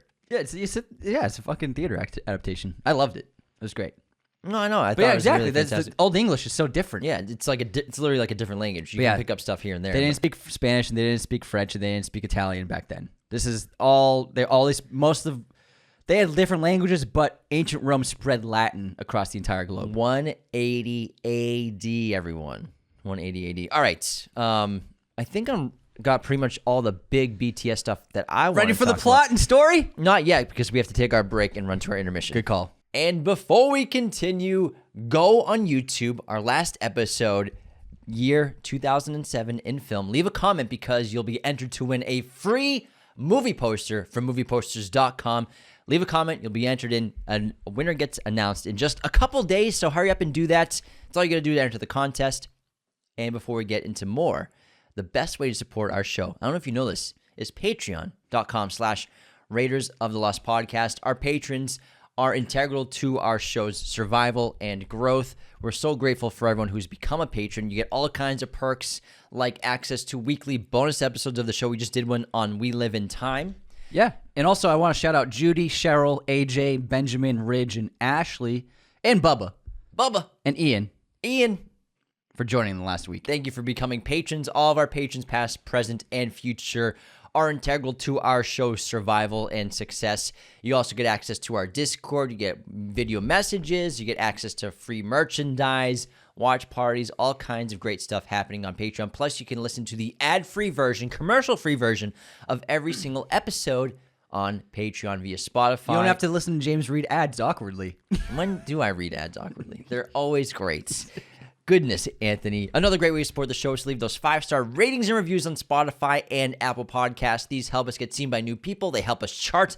I'm going to read a written Apple review in just a moment. Yes. Plus, at 4,000 Apple ratings, I'm getting a tattoo of Anthony's choice. I'm honestly getting terrified the closer and closer we get to that. Subscribing on YouTube is also very beneficial for the show, obviously. Obviously, subscribe. Subscribe. Leave the comments, like subscribe. Shares. Yeah, all that stuff. Sharing us with your friends is also the best way for a show to grow organically. So if you know anyone who loves movies, loves cinema, they got some free time or they need a little distraction at the gym or at work, on the road, whatever, send them Raiders of the Lost Podcast. Of course, this episode, like always, is sponsored by our great friends at movieposters.com, the #1 place to get your posters online today. Be sure to use our promo code Raiders10 at movieposters.com. That'll get you 10% off your order right Now, like James said, we have a movie poster contest happening right now in our previous episode, 2007, A Year in Film. If you want to enter that contest to win a free movie poster, all you have to do is go to the YouTube episode 2007 and make any comment in that video that enters you automatically for a chance to win a poster at movieposters.com. In the meantime, the holiday season is coming up. We're after Halloween. I don't even care about Thanksgiving. Just Christmas. It's coming. Prepare for the holiday season by getting presents for the movie lover in your life. The best present to get that person is movie posters. And the only place to do that is at movieposters.com. They have a huge selection of pretty much every movie and TV show imaginable in their poster library. All sorts of sizes, framing, and even backlighting for your poster needs. Everything from your favorite Hollywood hits like Gladiator to your favorite classics. International films, foreign films. They got it all. Alternate posters, originals, really cool designs, very affordable prices, high quality prints. Again, go to movieposters.com for all of your poster needs and use our promo code Raiders10. That gets you 10% off your order right now. Let's get into our intermission and start with framed.wtf, the website that gives you movie stills, and you get 6 chances to guess the movie. Ooh, this one's fun. Let's start with the first still is a guy holding a gun. The camera's behind him, and he just shot a car which is blowing up and flipping upside down. What is this movie? That's not Arnold, is it? No, that guy's... Doesn't look big enough. Yeah. No idea. I have absolutely no clue. Second frame, we have an old guy with a beard Hold on a farm. Okay, I'm seeing it. On a farm with I'm a horse. saying Dukes of Hazzard. Wait, no, that's not a movie. It's a show. Yeah, I have no idea.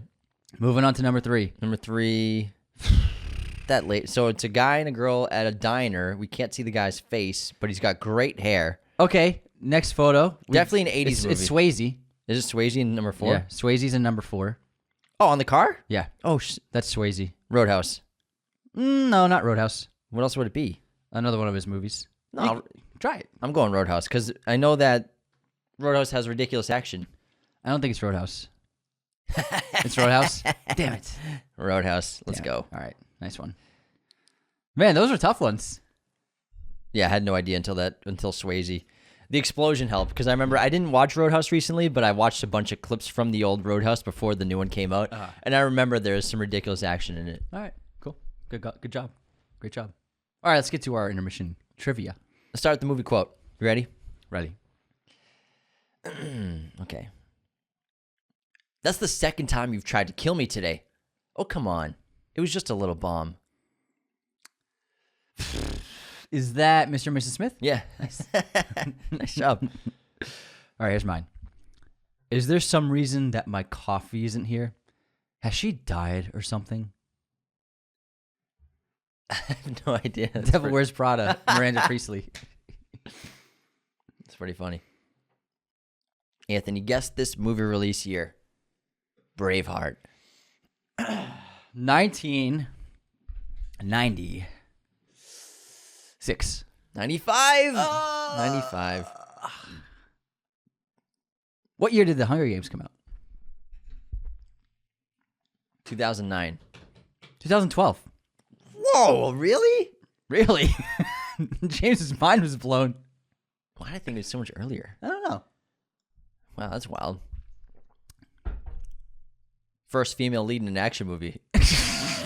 Okay, Jennifer Lawrence. That interview was pretty funny. Oh my God.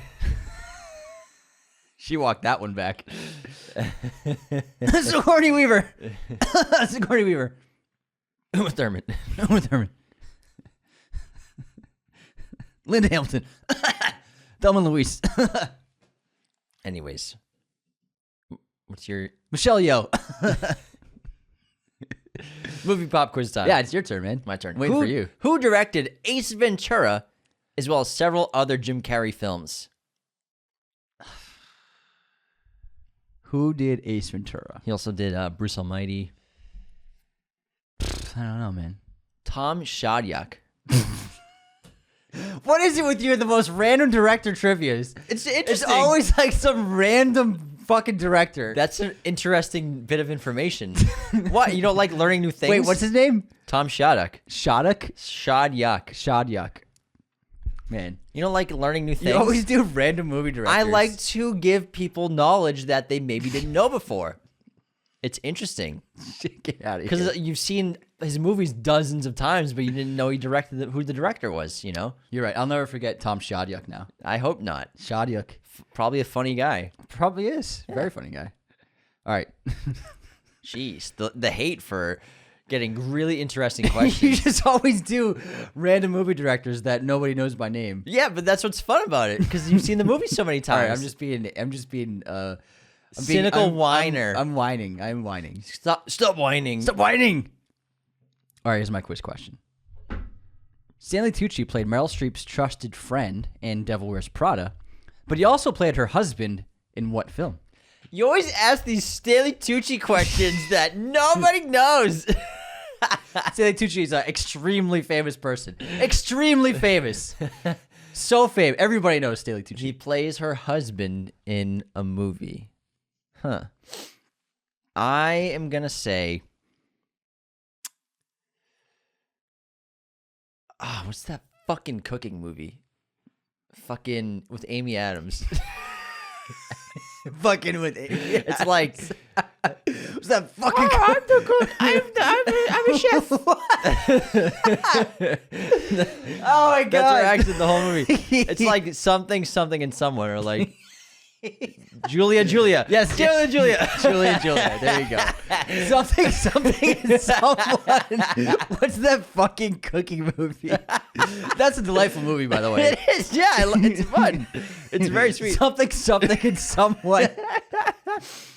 Oh my god. I got there, man. I got there. You got it. You got it right. It's Julia. He played Julia Child's husband. Oh, do your Julia Child impression, please. I'm a chef. I'm a chef, Julia Childs. That's for the whole movie. I'm Meryl Streep and Julia. I'm a chef. I'm going to cook a chicken over here, and then we'll make some potatoes in the sink. It's not far off. It's actually pretty good. We will skin those potatoes. Fucking ridiculous. Someone, and something. I think that fucking cooking movie is a better one. What's that fucking cooking movie? I'm the cynical one. I got it. No, it's a great film. You got it. It's really sweet. It's a good cooking movie, man. Yeah. Oh my god. Oh man. All right, we got plenty of haters today.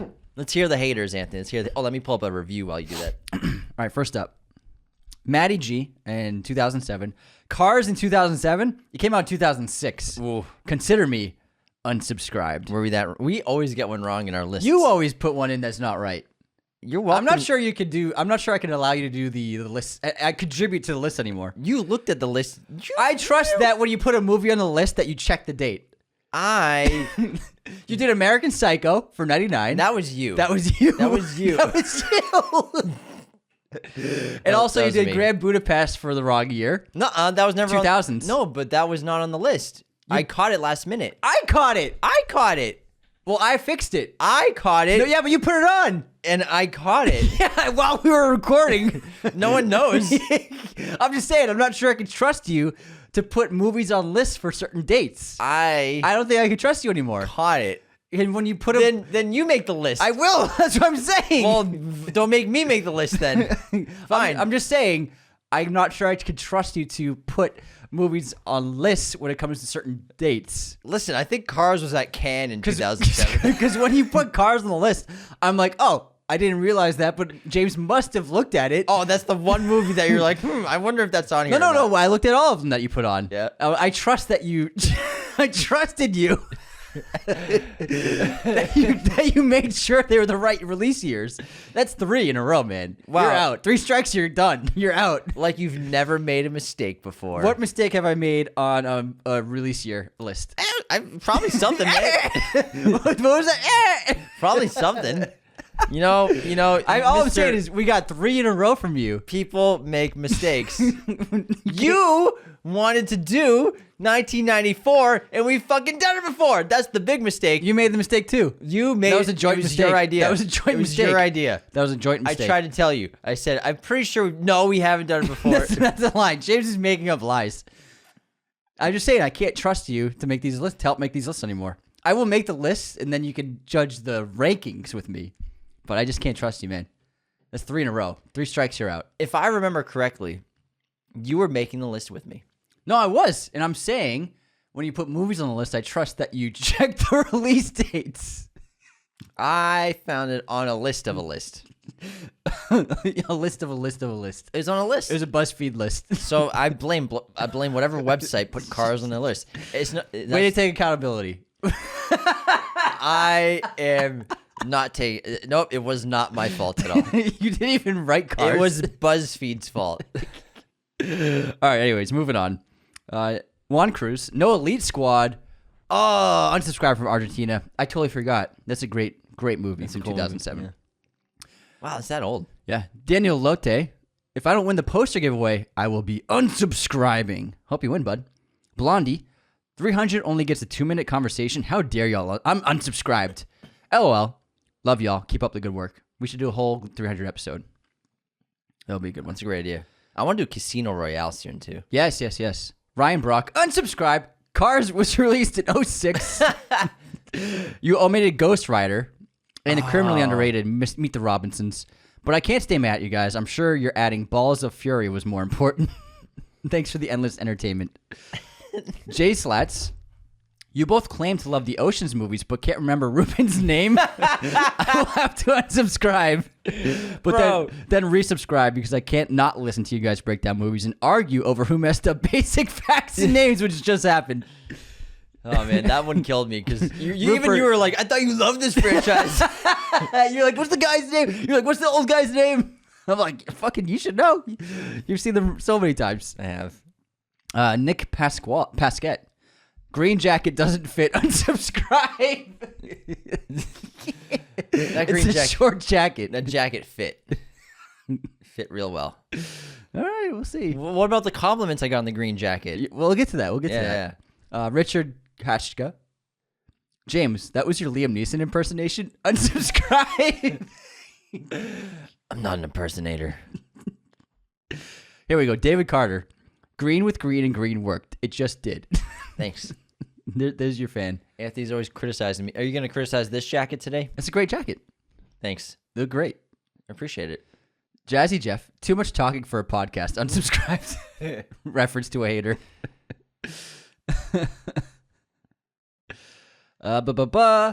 Brady Evans. Respect for Transformers on the list. Y'all should do a Transformers episode. Would be fire. Also, still no Fallout episode. Unsubscribed. Fallout. Oh, Fallout. Did you finish it yet? TBD.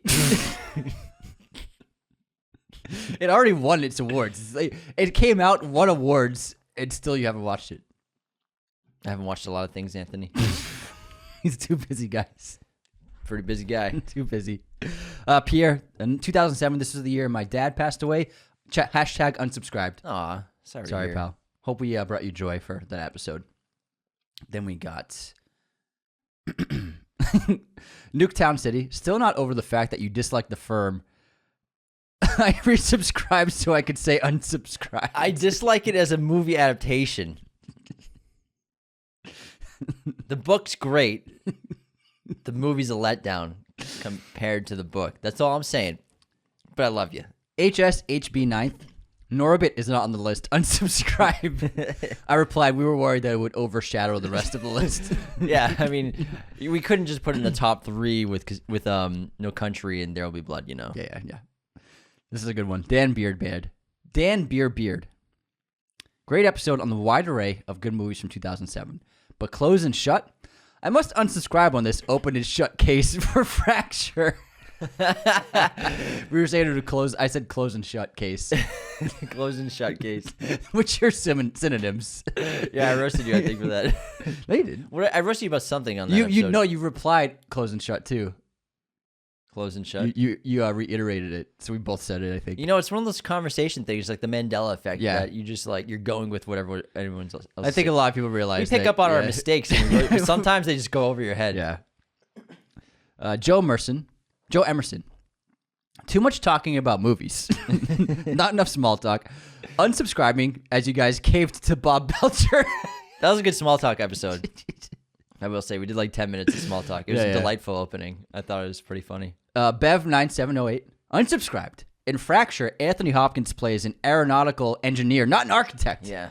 However, resubscribed. I'm an ultra runner who runs almost every day and you guys make it a pleasure and make the KMS just fly by. Still chuckling over a closed and shut case. Close and shut case.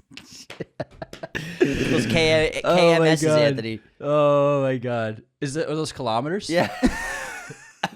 Hey, I'm not a runner. You are. You don't have to be a runner to know what a kilometer is. I'm just asking. KMS is that kilometers? Is it so bad to ask? Is it so bad to double check? No, it's just funny the way you said the abbreviation. How dare you? Troop Vader. Did you guys just say Freddie Rodriguez is Robert Rodriguez's son? Are you trying to get unsubscribed? James is canceled again. I thought that was his son's name. Incorrect. And that is it. Those were a good batch of unsubscribes. Those made me chuckle. All right, let me get to a Thanks, everybody. Written review from Clockwork Mango. The best film podcast around. I learn so much about movies listening to you guys. I would love to see an unmade movies episode. There's a lot of really cool stories about films that were almost made. I think that's awesome. That's a good idea. The Death of Superman. Or is it Superman Lives? The Death of Superman Lives is the documentary. Yeah. That'd be cool. Stanley Kubrick's Napoleon is the greatest film never made. That's a great idea. Clockwork Mango, thank you so much for your written review. Thanks so much. Appreciate it so much. Thank you for the suggestion, too. I like that. Anthony, what's your streaming recommendation? My streaming recommendation is... How about you tell us yours first? I'm guessing you didn't do it. I'm going to go with Gangs of New York on Max. Nice. I love that movie. How about you tell us about it for a second? Tell us about it? Yeah. Oh, it's about these gangs in New York, kid. We got the 4 points. All right, I got it. The Coen brothers have a collection on Criterion Channel. Miller's Crossing is something you should watch. I was stalling. So you don't want to hear about Gangs of New York? Don't tell us. No. That ship has sailed. All right. That ship has sailed. I'm not losing sleep over it. Yes, you will. Should we get back into our episode on Gladiator? We should. And we're going to go, I think, let's iron out the story and this plot. Man, because it's like, watching again, there's so many little details that... Because we did an episode on Gladiator 3 years ago. It's hour long, and it was fine and all, but It's not who we are. It's not who we are underneath. Yeah, we're better than that now. And there's so many little details in this movie, and I always forget how this movie opens with literally like a 30-second shot of Hand in the Wheat. Yeah. It's a really long shot, but it just like... You're in it, man. It's such a beautiful way to open a film. Well, there's a shot before that. There is. You know, we have the title cards which say, at the height of its power, the Roman Empire was vast, stretching from the deserts of Africa to the borders of northern England. In the winter of 180 AD, where they didn't speak Spanish in Spain, Emperor Marcus Aurelius' 12-year campaign against the barbarian tribes in Germania was drawing to an end. Just one final stronghold stands in the way of Roman victory and the promise of peace throughout the empire. And the Germanic tribes ended up being very troublesome from Rome during its fall. Yeah, and so this opening shot's really interesting of the Hand in the Wheat and how long he holds this shot. And it's not the only hand wheat shot, obviously. Every time I come up across wheat or a bush that looks like wheat, I always rub my hand on it. Oh my God, me too. Every time. Me too. Now, this is the only one in the movie that's warm lighting, because the rest of them, it's more of Maximus in the afterlife, or, you know, in Elysium, thinking about being with his family or imagining him being with his family. Yeah. And seeing Elysium with the cool color tone. But this one, it's warm, because the way I interpret this first Hand in the Wheat shot, he's on the battlefield. Obviously, it cuts to him with I think his eyes are closed and he opens them up. Yeah. And for me, this is him thinking of his family who are still alive. It's a memory. That's why it's that warm tone. He's thinking of home. He can see his family in the distance, and the wheat reminds him of home, and that's where he's at right now. And that's a great thing that Nicholson, like we talked about, added to the story, where Maximus is a character that's trying to go home. He doesn't want to be a soldier anymore. And this wheat shot, it's the first shot of the character of the movie, and it shows so profoundly that character's motivation. And it was actually Russell Crowe's stunt double who performed this. Good hand. Great hand model. Great hand model. Beefy fingers. But why male models? Are you serious? serious? I just told you that. So that's when I see the opening shot of the hand, he's thinking of home, which is still alive. And now the first shot the reveal of Maximus is actually the first thing Russell Crowe filmed. And there's this great story where he talked about, he's standing there in front of a huge army and on set, in this gigantic set, and Ridley just tells him, you're deep in thought, and then you're about to go into battle, but then you see this bird flies around. It's on a branch and then it flies off, and you look up and you fly away. And if you watch it fly away and you smile, taking in the moment, then your fierceness as a leader comes back in the reality of the situation. And that's the first shot of Maximus that we see of him, obviously after the hand. It was the first shot Russell Crowe did. And Ridley Scott told the story where he told Russell Crowe what to do, and he nailed it in one take, and they moved on. But before they moved on, Russell Crowe went up to him. He said, "You and I are going to be great together." No, Ridley said that to him. Yeah, that's what I said. No, he said Russell went up to him. Did I? Yeah. Ridley went up to him. Oh, you and me, we're going to be fucking great together. Yeah, that's what he said. Yeah.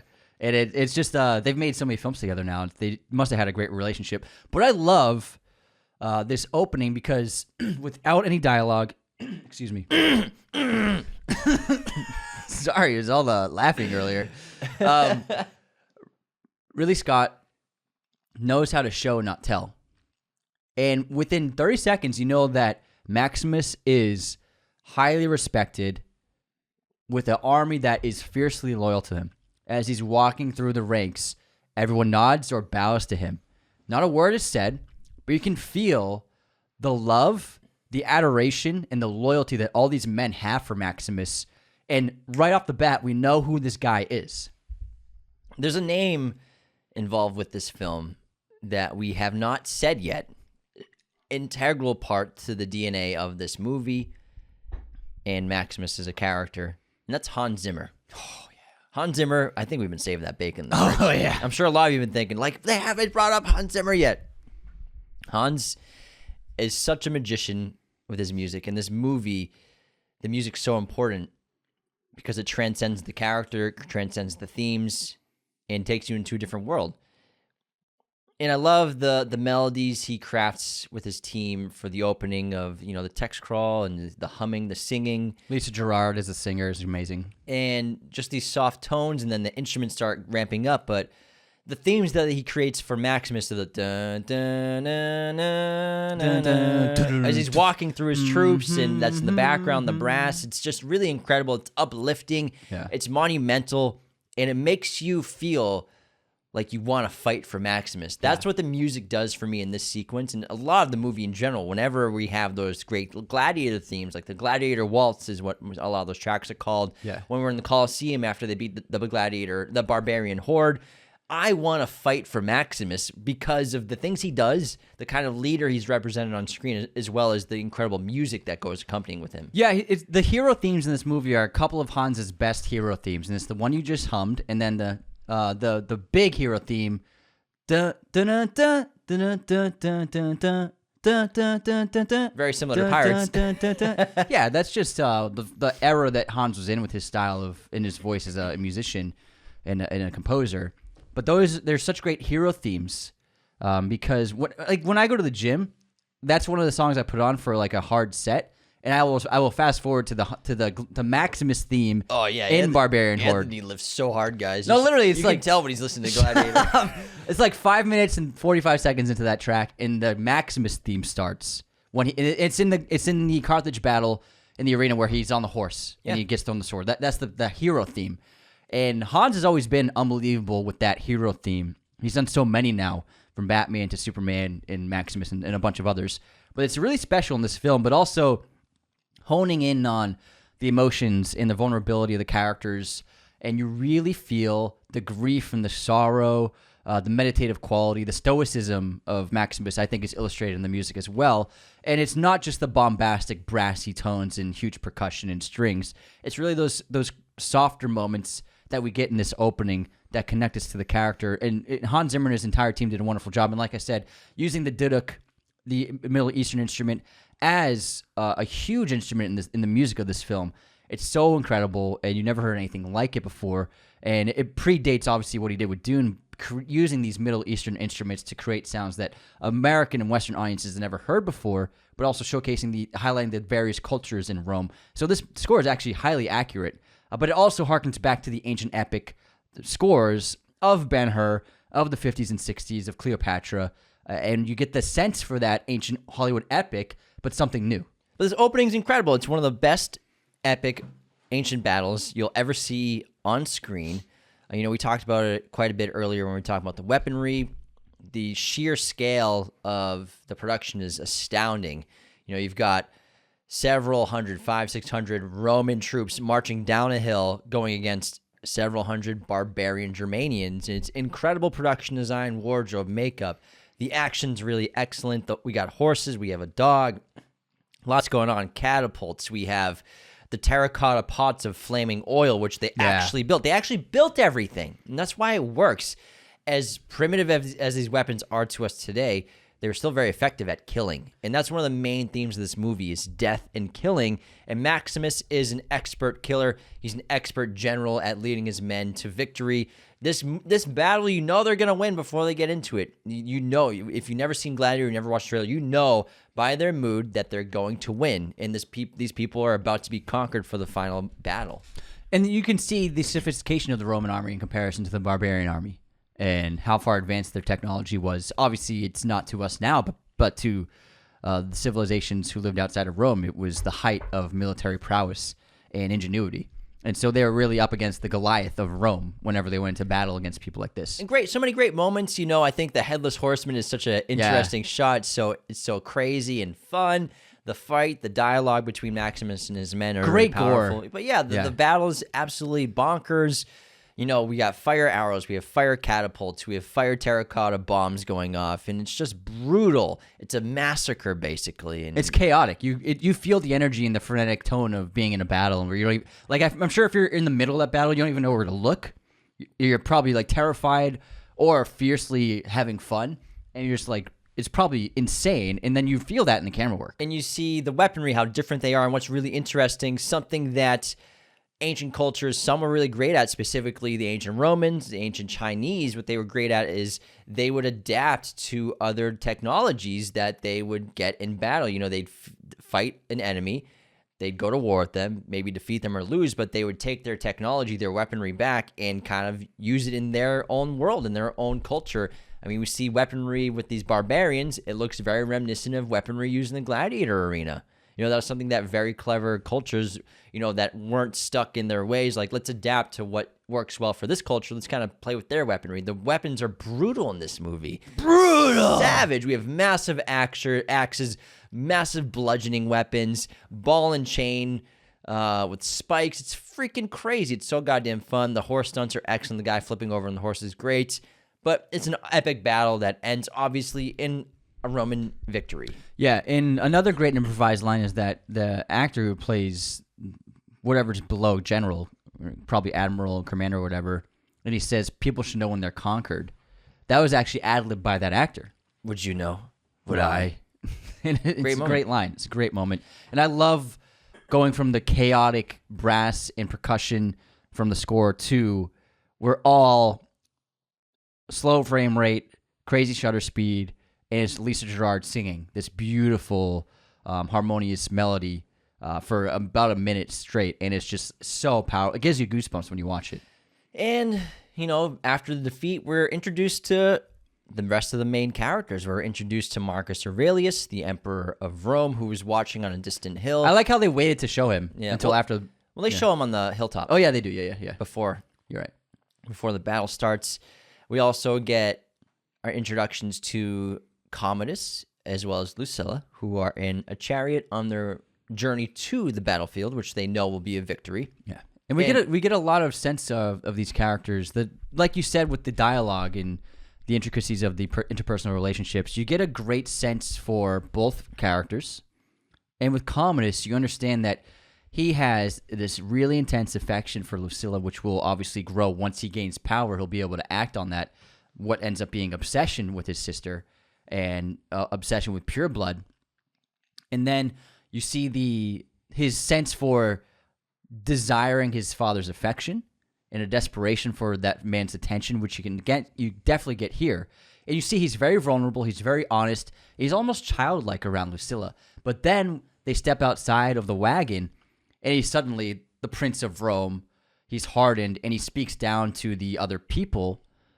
So he puts on an act in front of Romans, but in front of Lucilla, that's the real Commodus. What's really interesting is there's a line he says to Lucilla in the chariot where, he believes that, father's getting sick, he's getting old.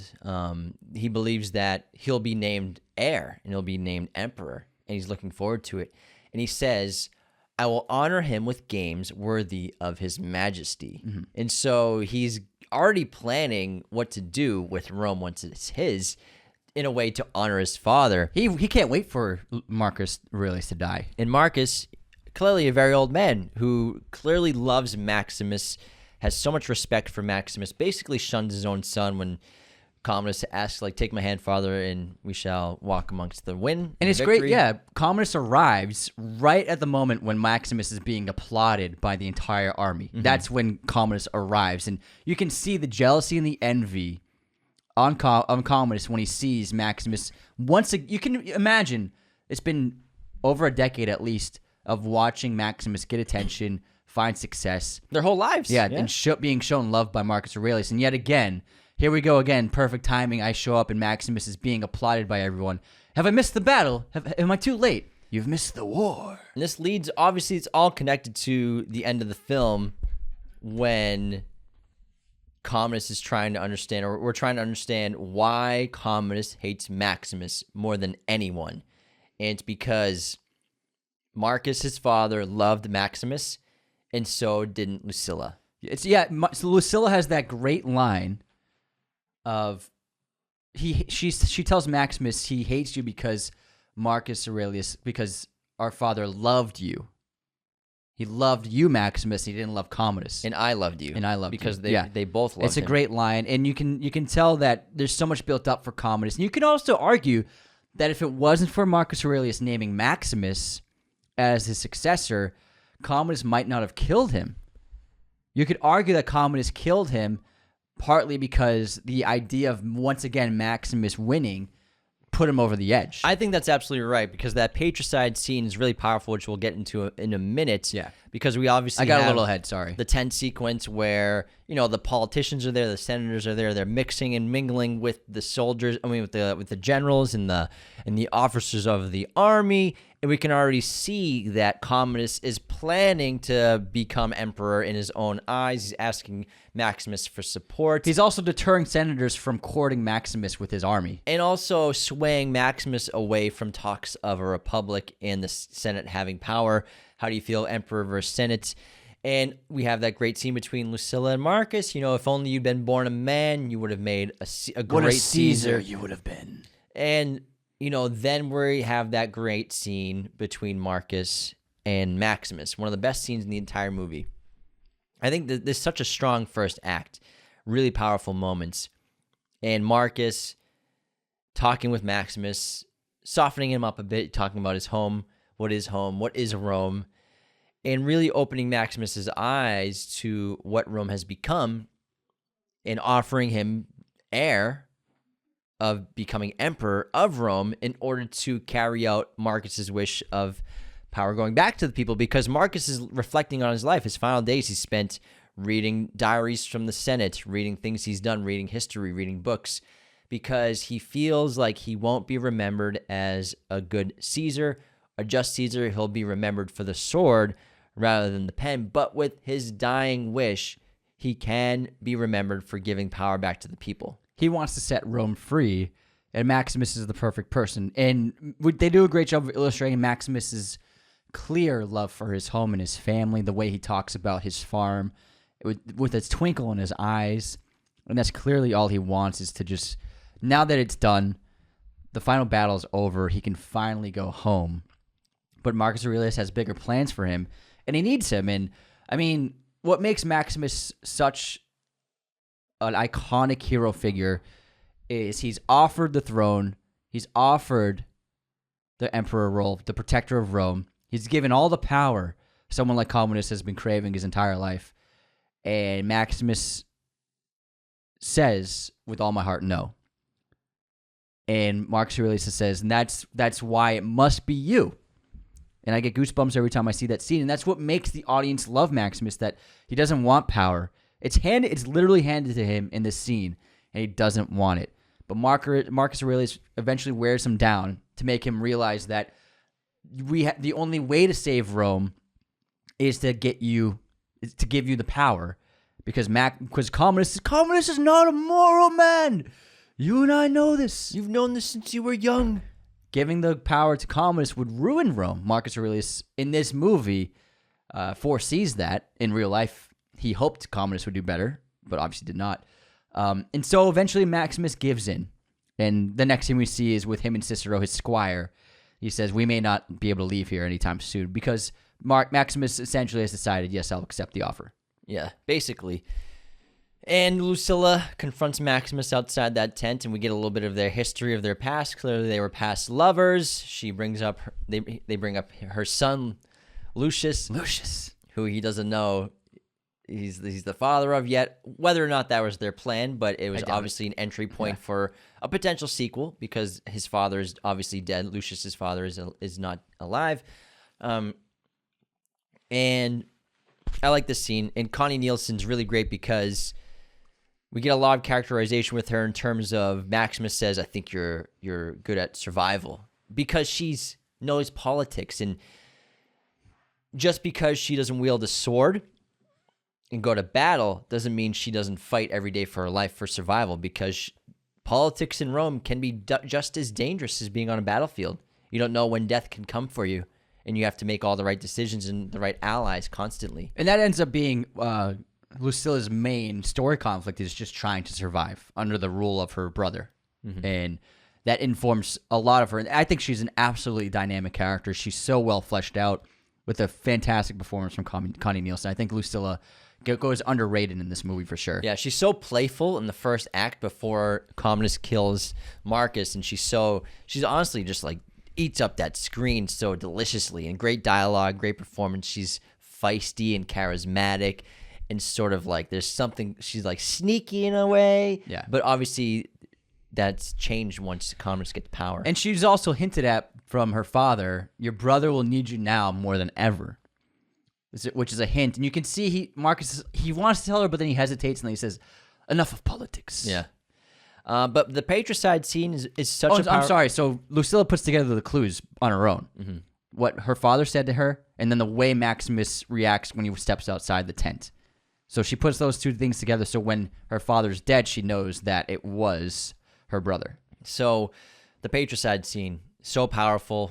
Inside Marcus's tent, Commodus comes, and he tells Commodus, are you ready to do your duty for Rome? Yes, father. Thinks he's going to be emperor. You will not be emperor. And holding back tears, Commodus asks, which old senator will it be? And he says, Maximus. And this is that point you brought up earlier, that it looked like Commodus would have accepted anyone else being emperor, but it maybe eventually would have figured out a way to become emperor in a way. But once he says Maximus's name, the tears really build up inside of his eyes. And Commodus even says, Maximus. And hate gets into his face. And that's the point where he loses control completely. But because of Maximus, that's why. This is a really important scene for Commodus, and it was probably the most, I would say, the key scene for Joaquinix to pull off. Because he becomes a monster, obviously. But you see in this scene, he is so informed by the troubled childhood he had. He grew up with a father who never loved him. And you see that in the lines of dialogue in this sequence where he says that all he ever wanted was Marcus's attention and his acceptance and his validation. And he said something like he would have, if Marcus had just shown him a second of love, it would have been like the sun shining on him. And so you can see that Commodus was raised without the love of the father, and all he ever wanted was Marcus Aurelius to give him that love. And so that's what informs him for this entire movie. And then when you get that, you understand what created the monster of the Emperor Commodus. Yeah, because Marcus loved Maximus and Lucilla, but not Commodus. And the framing of this scene is really powerful because Commodus is in between his father and behind Commodus is a bust of his father, a powerful bust of Caesar. It's really great framing, and I think it's just really powerful. But then it adds to the ending sequence after my faults, your faults of a son are my faults of a father. My failures of a father. There you go, failures of a father. And then Commodus suffocates Marcus. Ridley ends the scene with a slow push-in on the bust of Marcus. Yeah, with the great deep violin strings. It's great. Insanely powerful. Maximus is woken up. He refuses to accept Commodus as emperor. Yeah. And leaves. Oh, sorry, real quick. Fun fact. During the patricide scene where he suffocates Marcus Aurelius, Joaquin Phoenix actually fainted after one of the takes because he got so into it. Damn. Emotionally. That's pretty insane. So Maximus obviously refuses Commodus, tries to leave, and Lucilla slaps Commodus, knows that that he killed their father, but kisses his hand and says, "Hail Caesar." Out of survival. Again, that line, I think you have a talent for survival. It's really the stronghold for Lucilla's character as an audience understanding her. And Maximus tries to gear up to get out of there. However, Quintus and his men capture him, and they lead him off for execution, revealing that his family will meet him in the afterlife. Yeah, it's great. It's unbelievable. And then we escape. We get the great escape. So the execution, they go to that snowy forest, and you see a bunch of bodies that have been deteriorating and wasting away. It's probably from the previous battle. Yeah, exactly. And so they set him down on his knees. At least give me a clean death, a soldier's death. They were going to chop his head off, but instead he tricks the soldier into going behind him to stab down his vertebrae. And this gives him the opportunity to jump up. I love this fight. He bashes in that guy's nose with his head, steals his sword, fucking takes out one guard, throws the sword at the other guard. Praetorian! I fucking love it. It's so good. Sometimes it's the frost. Sometimes it makes the blade stick. Yeah, it's an awesome escape. It's an awesome scene. Praetorian is a Roman officer. That's what that word means. If anyone doesn't know ancient Roman history that well. Thanks, man. It's awesome. It's brutal, like the entire movie. And it's a great escape. And then Maximus takes 2 horses and sets off for Spain. He's obviously too late. We're cross-cutting with his adventure or his journey to his home. And obviously taking 2 horses to give them each a break from his weight. Yeah, which is why he took 2. And cross-cut with the murder of his wife and son and all the people who work on his farm. Yeah, it's tragic. And the key scene for Maximus's grief is his reaction to seeing their crucified and burned bodies. And a great reveal of his sorrow, and then tracking the camera up and revealing their bare feet, which are covered in soot. And they actually, in the screenplay, it originally called for Maximus to just shed 1 tear. Like dramatic movie cry, 1 tear down the cheek. But Ridley Scott and Russell Crowe were like, he should be really let it all out, for the audience to feel the grief of Maximus. And Russell Crowe called it something like, let the snot out. He really needed to let the snots out for this one. And you see it, and it's just like an absolute moment of despair and utter devastation. And you see it in Maximus. And I love the edits. We go from him embracing the foot to they cut to the 2 graves, these 2 mounds of fresh earth with flowers on them. And then we do a cross fade with Maximus then lying between them. Really beautiful filmmaking. And then he passes out, and that's when he's captured by these slave traders. And also, he gets a little hallucination. And if you watch closely, there's actually a couple frames of him in the future when he's tied up right before fighting Commodus, and he's tied up on that wooden beam. There's actually a few frames of that in his mind. So we get a little foreshadow of the future. Yeah, and we also have the first shot of the sort of afterlife. Yeah. Of him dying, on the dolly with him just being traveled, but he's just being transported because he's near death. I love it. He's picked up by slave traders and obviously becomes the property of Proximo, who is a slave owner, and he runs gladiators. He buys Maximus. Proximo buys Maximus off the slave trader who picked him up. Slave trader who also plays a slave trader in The Mummy.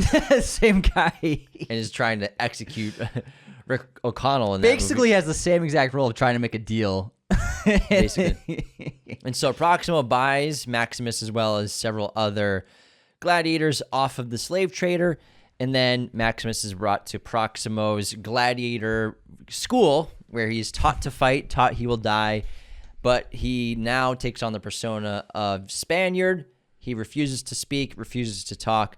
They call him Spaniard because that's where they got him. They got him in Spain, and he also cuts off the Legion tattoo on his arm. Now, the Legion, SPQR, stands for Senatus Populusque Romanus, which translates to the Senate and the Roman people.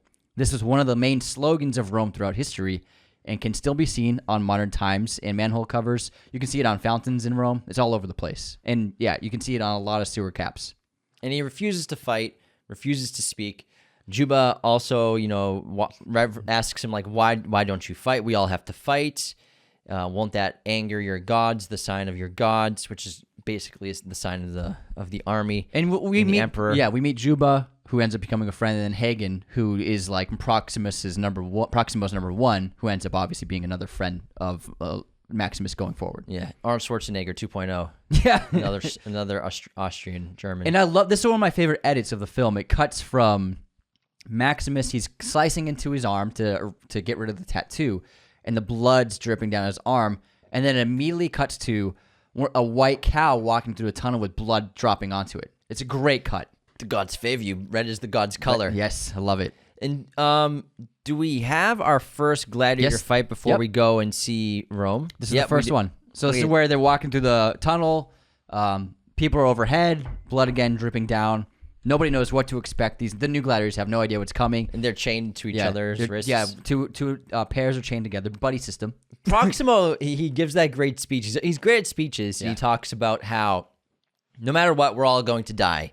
You can't escape death, but you have a choice of how you will die and whether you can die with honor or not, basically. Or die a coward. Yeah. And then we get waiting in the tunnel. And the audience gets a hint of who the gladiator villains are. We see them in the arena, and the huge guy with the giant ball chain just swinging it. And it cuts to, I love the shot of the door, and the ball chain swinging over it. It keeps blocking the light for a second, back and forth, and it's amazing. And the guy ahead of Maximus starts pissing himself, and Maximus is like, fucking pussy. He steps back. Ain't my first rodeo. Door opens, and that guy gets bashed in the face. No, not that guy. Another guy does. Yeah. What's really interesting is Maximus is somebody he refuses to fight. He refuses to speak. However, he refuses to die. Why? Because I think he hasn't figured out what his plan is going to be yet. He's obviously numb from the loss of his family, the loss of his life, his family being killed, losing his honor and his respect, obviously, as well. But he won't die, and he fights to survive in this first gladiator fights.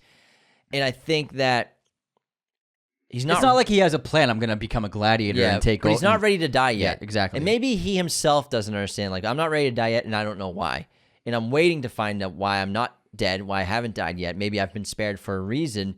And it's not until, obviously, later on we speak with Proximo about how he stood in front of the Emperor one time. Then he finally formulates a plan like, oh, I want to do that too. And again, it ties to the idea of, are you going to die with honor or not? And so he's an honorable man, so he won't just give in to death. And it's a brutal sequence. The gore is excellent. The stab wounds are great. Again, we have this really interesting weaponry design. We have the guy who's like the fish catcher with the net and the trident. Yeah. We have a guy with a bent sword. We have a dual sword.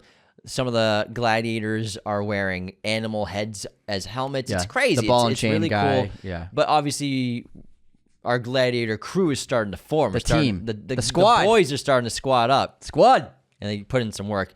And then we go to Roma. We finally see the capital of Rome for the first time. From the sky. Really as if beautiful. God looking down on it. Really beautiful. Again, the bleak blue aesthetic, but we see the beautiful city of Rome as Commodus rides into the city like a conquering hero, but also Commodus notices that the crowds and the mob do not like him. It's astounding. The CGI visual effects still hold up.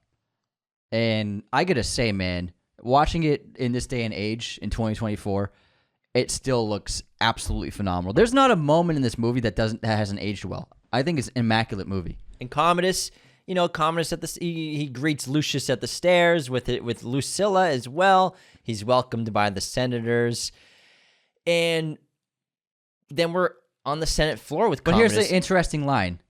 Thank you for the royal subjects. I hope they weren't too expensive. Yeah. So they hired the army to stand there. Yeah, basically. So that it shows that it's a great line if it goes over someone's head. What it's saying is Rome is not loyal to Commodus yet. They've been told to be loyal to him, and obviously these royal subjects today were paid to be there. Mm-hmm. And then Commodus in the Senate, dressed like a warrior, dressed in golden armor, twiddling his sword, spinning it on the ground in front of the Senate to show his power and to also show how he fancies himself a warrior when he's really not.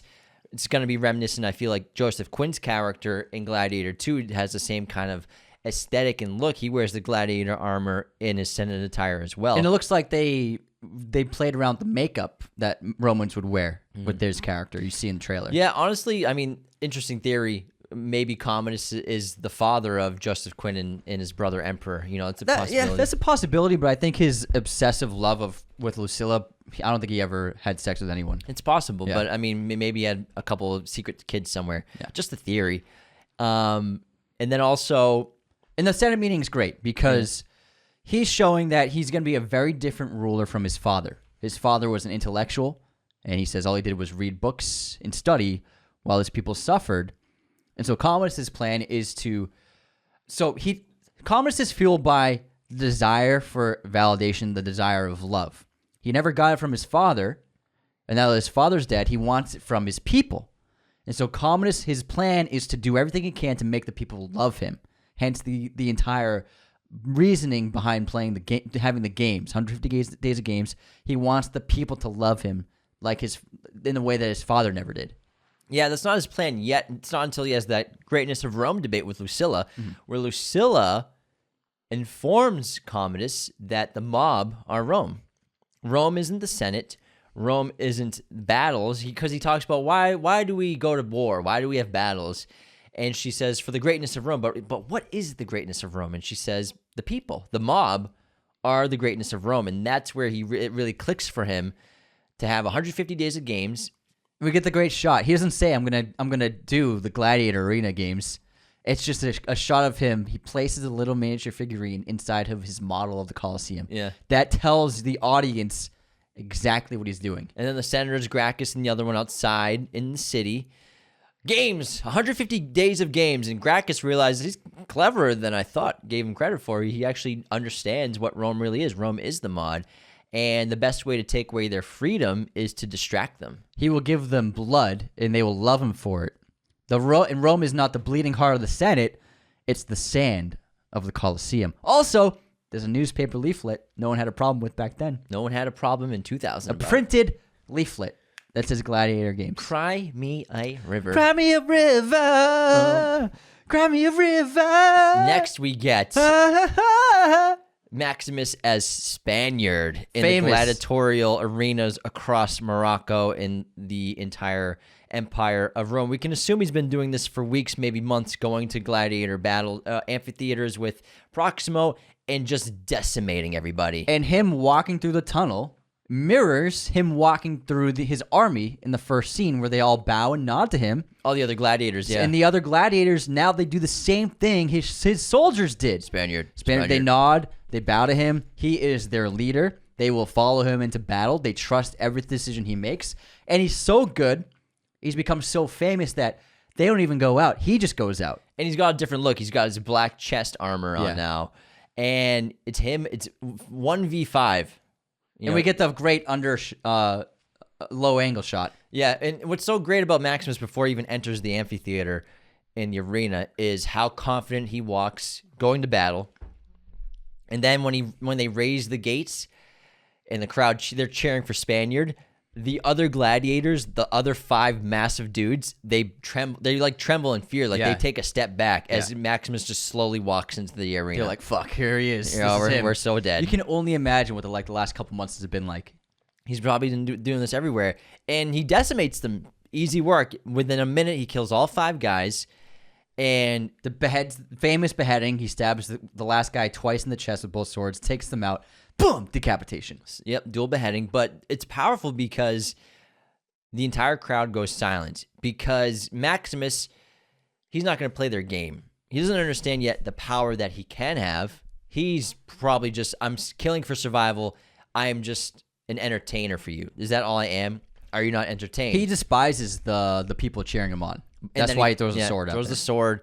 Are you not entertained? Which leads to them cheering for him even more, which all leads to his conversation with Proximo. Proximo calls him into his study or his room, asks him, What do you want? what do you want? You're good, Spaniard, but not that good. Proximo tells him the story of how he once was a gladiator as well, how he could be great, and how he won his freedom, how he became such a legendary gladiator. The crowd loved him so much that Marcus Aurelius touched him on the shoulder, and he was free. You knew Marcus Aurelius. I did not say I knew him. I say he touched me on the shoulder once. I, too, want to stand in front of the emperor, Gave as him you that did. wooden radius, and he was free. And now Maximus has a plan. He actually has a plan, but Proximo tells him, win the crowd, and you will win your freedom. And Maximus says, I'll give them something they've never seen before. And now we know, as an audience, his plan is, this is my way to get into killing distance of Commodus. If he can get Commodus to get that close to him, he's done. He can kill him. And now we're fully behind it. And then we get a great scene of Juba and Maximus on the roof of that clay structure talking about family. And Juba tells him about his family and what his wife's fetching water, they're gathering food. Well, yeah, he says, do you think my family will wait for me? I have a wife and daughters. Do you think they'll wait for me? And he also says to Maximus, do you think your family will wait for you? And he says that his family are dead and that he will hopefully see them in the afterlife. And that's where we get the first iteration of not yet. Yeah. It's powerful because it connects to the ending where Juba's talking about, I don't think I'll ever see my family again. I'm going to die, gladiator. He knows that. But it also connects to the ending where he's a free man now. Yeah. And he will reunite with his family. It's really beautiful. And he'll reunite with Maximus again. Yeah. But not yet. Oh, I got goosebumps. It's really beautiful. And the journey to Rome. There's a great shot of the caravan outside the city walls. And there's this, it's a great shot. The camera pans with the caravan. We're on this dirty road and mostly nothing in the landscape. And then it pans to Rome in the distance. And it's so cool to see, like, it puts you in the perspective of someone outside of Rome and what Rome looked like from afar. Like you're in the middle of like this barren land, but then the peak of civilization is there in the distance, and you can see some of the main structures from this far. It's such a great shot. I love it. Commodus is starting to get a little weird now. He's watching Lucius while he sleeps. He tells Lucilla that he intends to announce the breakup of the Senate. He doesn't do it yet, but she's also very hesitant to push him in that direction. And then we have our big... She also says, are you still, you're not still afraid of the dark, are you? And he says, always. Because he wants her to stay. We get this childlike mentality of him being afraid of the dark. And wanting to be comforted by Lucilla. Yeah. We have our really big gladiator match next. Yes. You know, we have the Battle of Carthage, the massacre.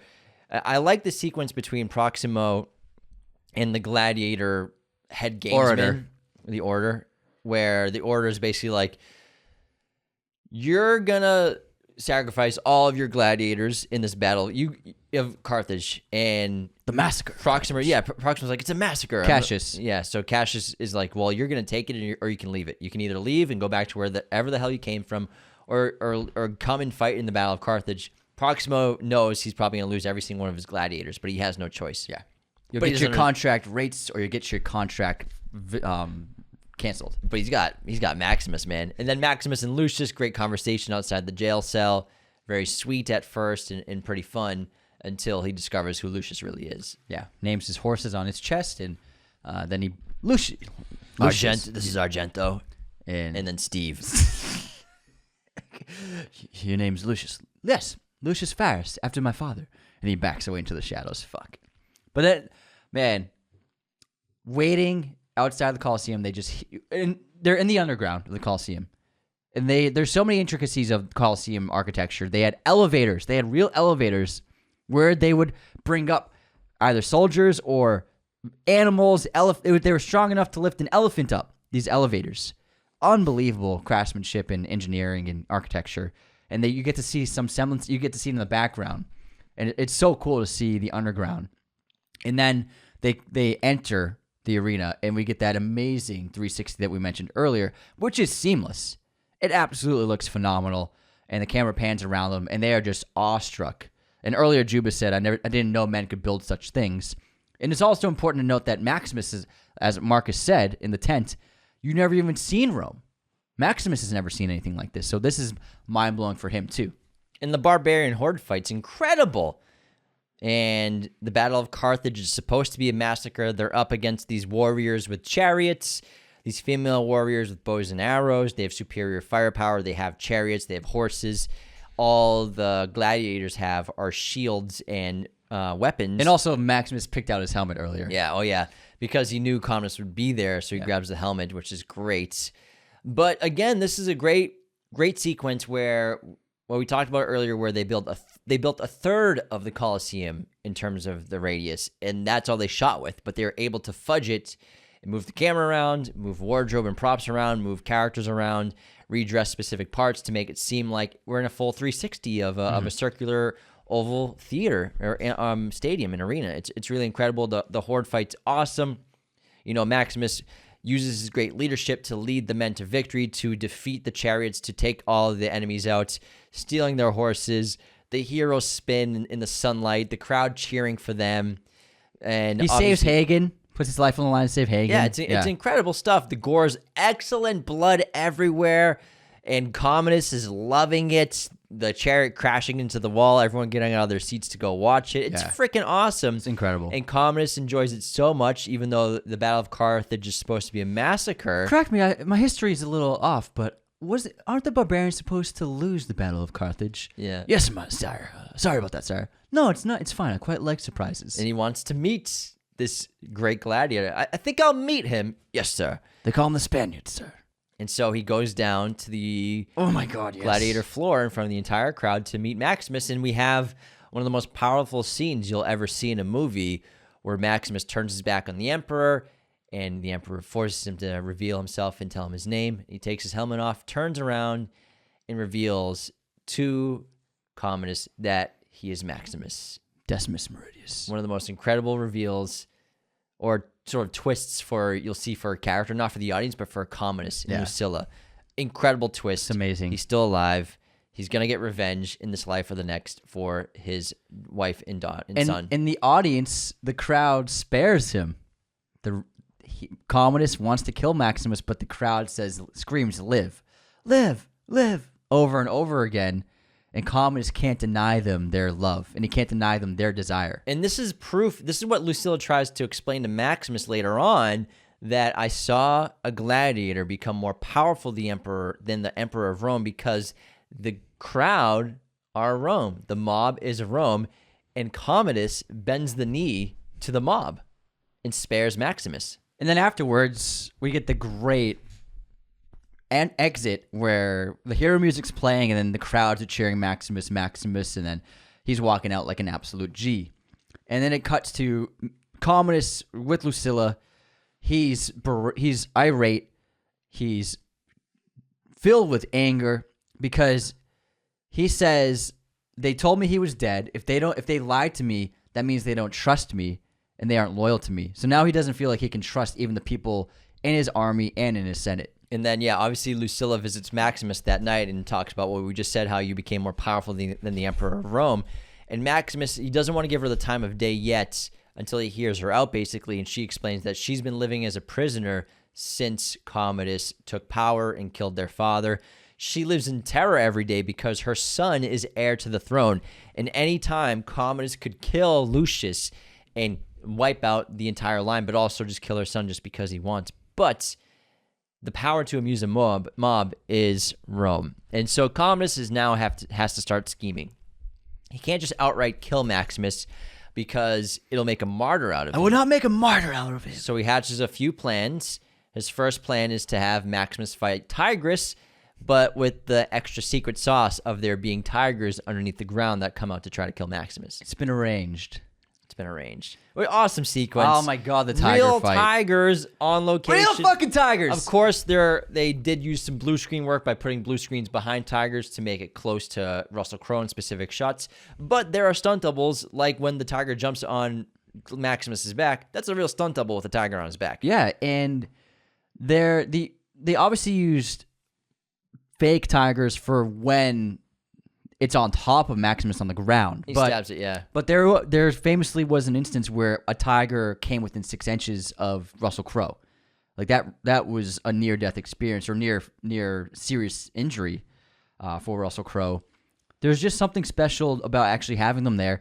And ironically, that from what I read, the tigers weren't that hard to deal with, and they weren't very ferocious because they were trained. Yeah. The problem they had was to get them to act when they needed them to. Because they're chill. Yeah, they were chilling. And the problem they found while filming was we need to get these tigers to move. That was their biggest issue filming this sequence.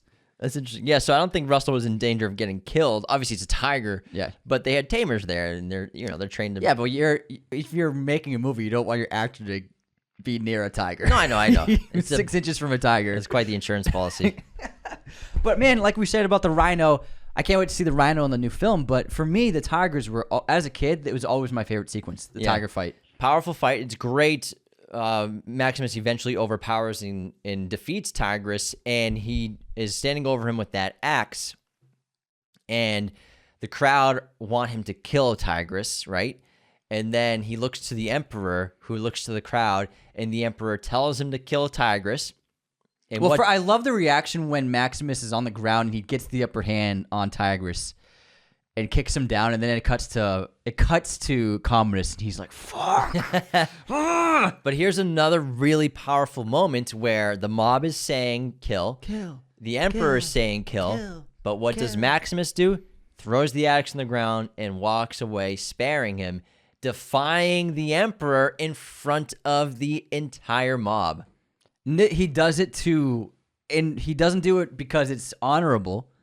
He doesn't do it because he's a good man, sparing the other guy. He spares him, like you said, to defy to say no to the emperor in front of everyone. Mm-hmm. That's why he does it. Yeah, maybe. Yeah. Well, are you saying he did it as like, this is my plan? Not so much my plan, but like when I was younger and I watched this film, I always looked at Maximus as sparing him out of the goodness of his character. But as an adult, you realize he's doing it just to say "fuck you" to Commodus. Oh yeah, 100%. As an adult, but when I was younger, I thought the other way. Yeah. And then comes the great scene again of Commodus coming out to the arena to talk to Maximus, and Commodus won't die. He tries to bait Maximus into attacking him. I think Commodus is so desperate. He's like, "What's stopping you now?" He's like, "Just go for it. Try and kill me right now." And Maximus knows that's suicide, and there's no way he would be fast enough to be able to kill Commodus with 20 soldiers surrounding him. Mm-hmm. But Commodus, it's another attempt for him to try and get Maximus killed by coaxing him into killing him. Because if he just kills him outright, he will lose the support of the mob. Yeah, and this is where he says the famous lines like, "I heard your son begged like a baby when he was burned alive, and your wife moaned when she was ravaged," over and over again. He's trying to bait Maximus into killing him, but then Maximus, being an absolute G, just says, "The time for honoring yourself will soon be at an end." It's a pretty badass and line. He turns his back on him. And then the guards step aside and let Maximus leave. Then the plot really starts to move quite a bit. Gracchus, Maximus, and Lucilla have their meeting at Proximo's barracks.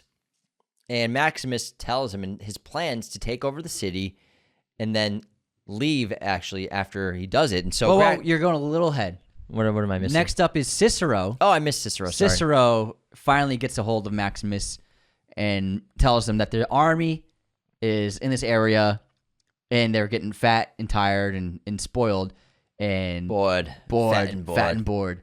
And they would do anything. If they knew Maximus was alive, they'd do anything. So Maximus sets him off to go talk to Lucilla. And then Commodus lost. He's super pissed. And then his ally in the Senate talks about the sea snake metaphor. The snake plays dead and even lets other animals take bites of it.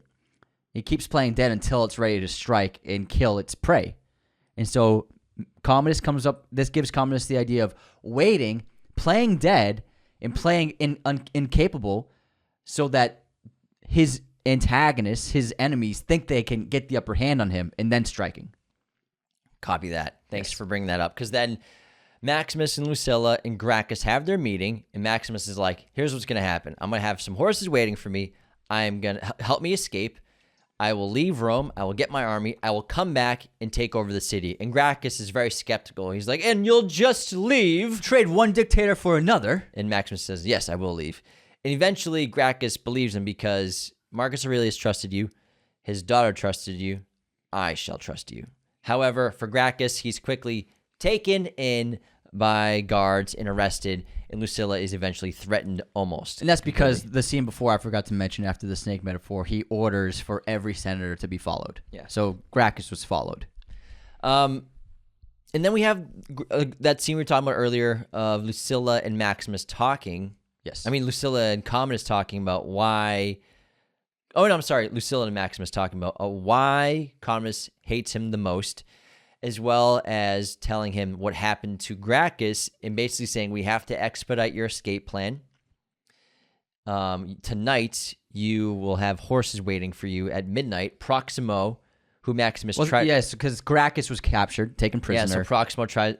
And Lucilla risked everything to do this. Yeah, and Maximus tries to get Proximo's help, who shuns him at first.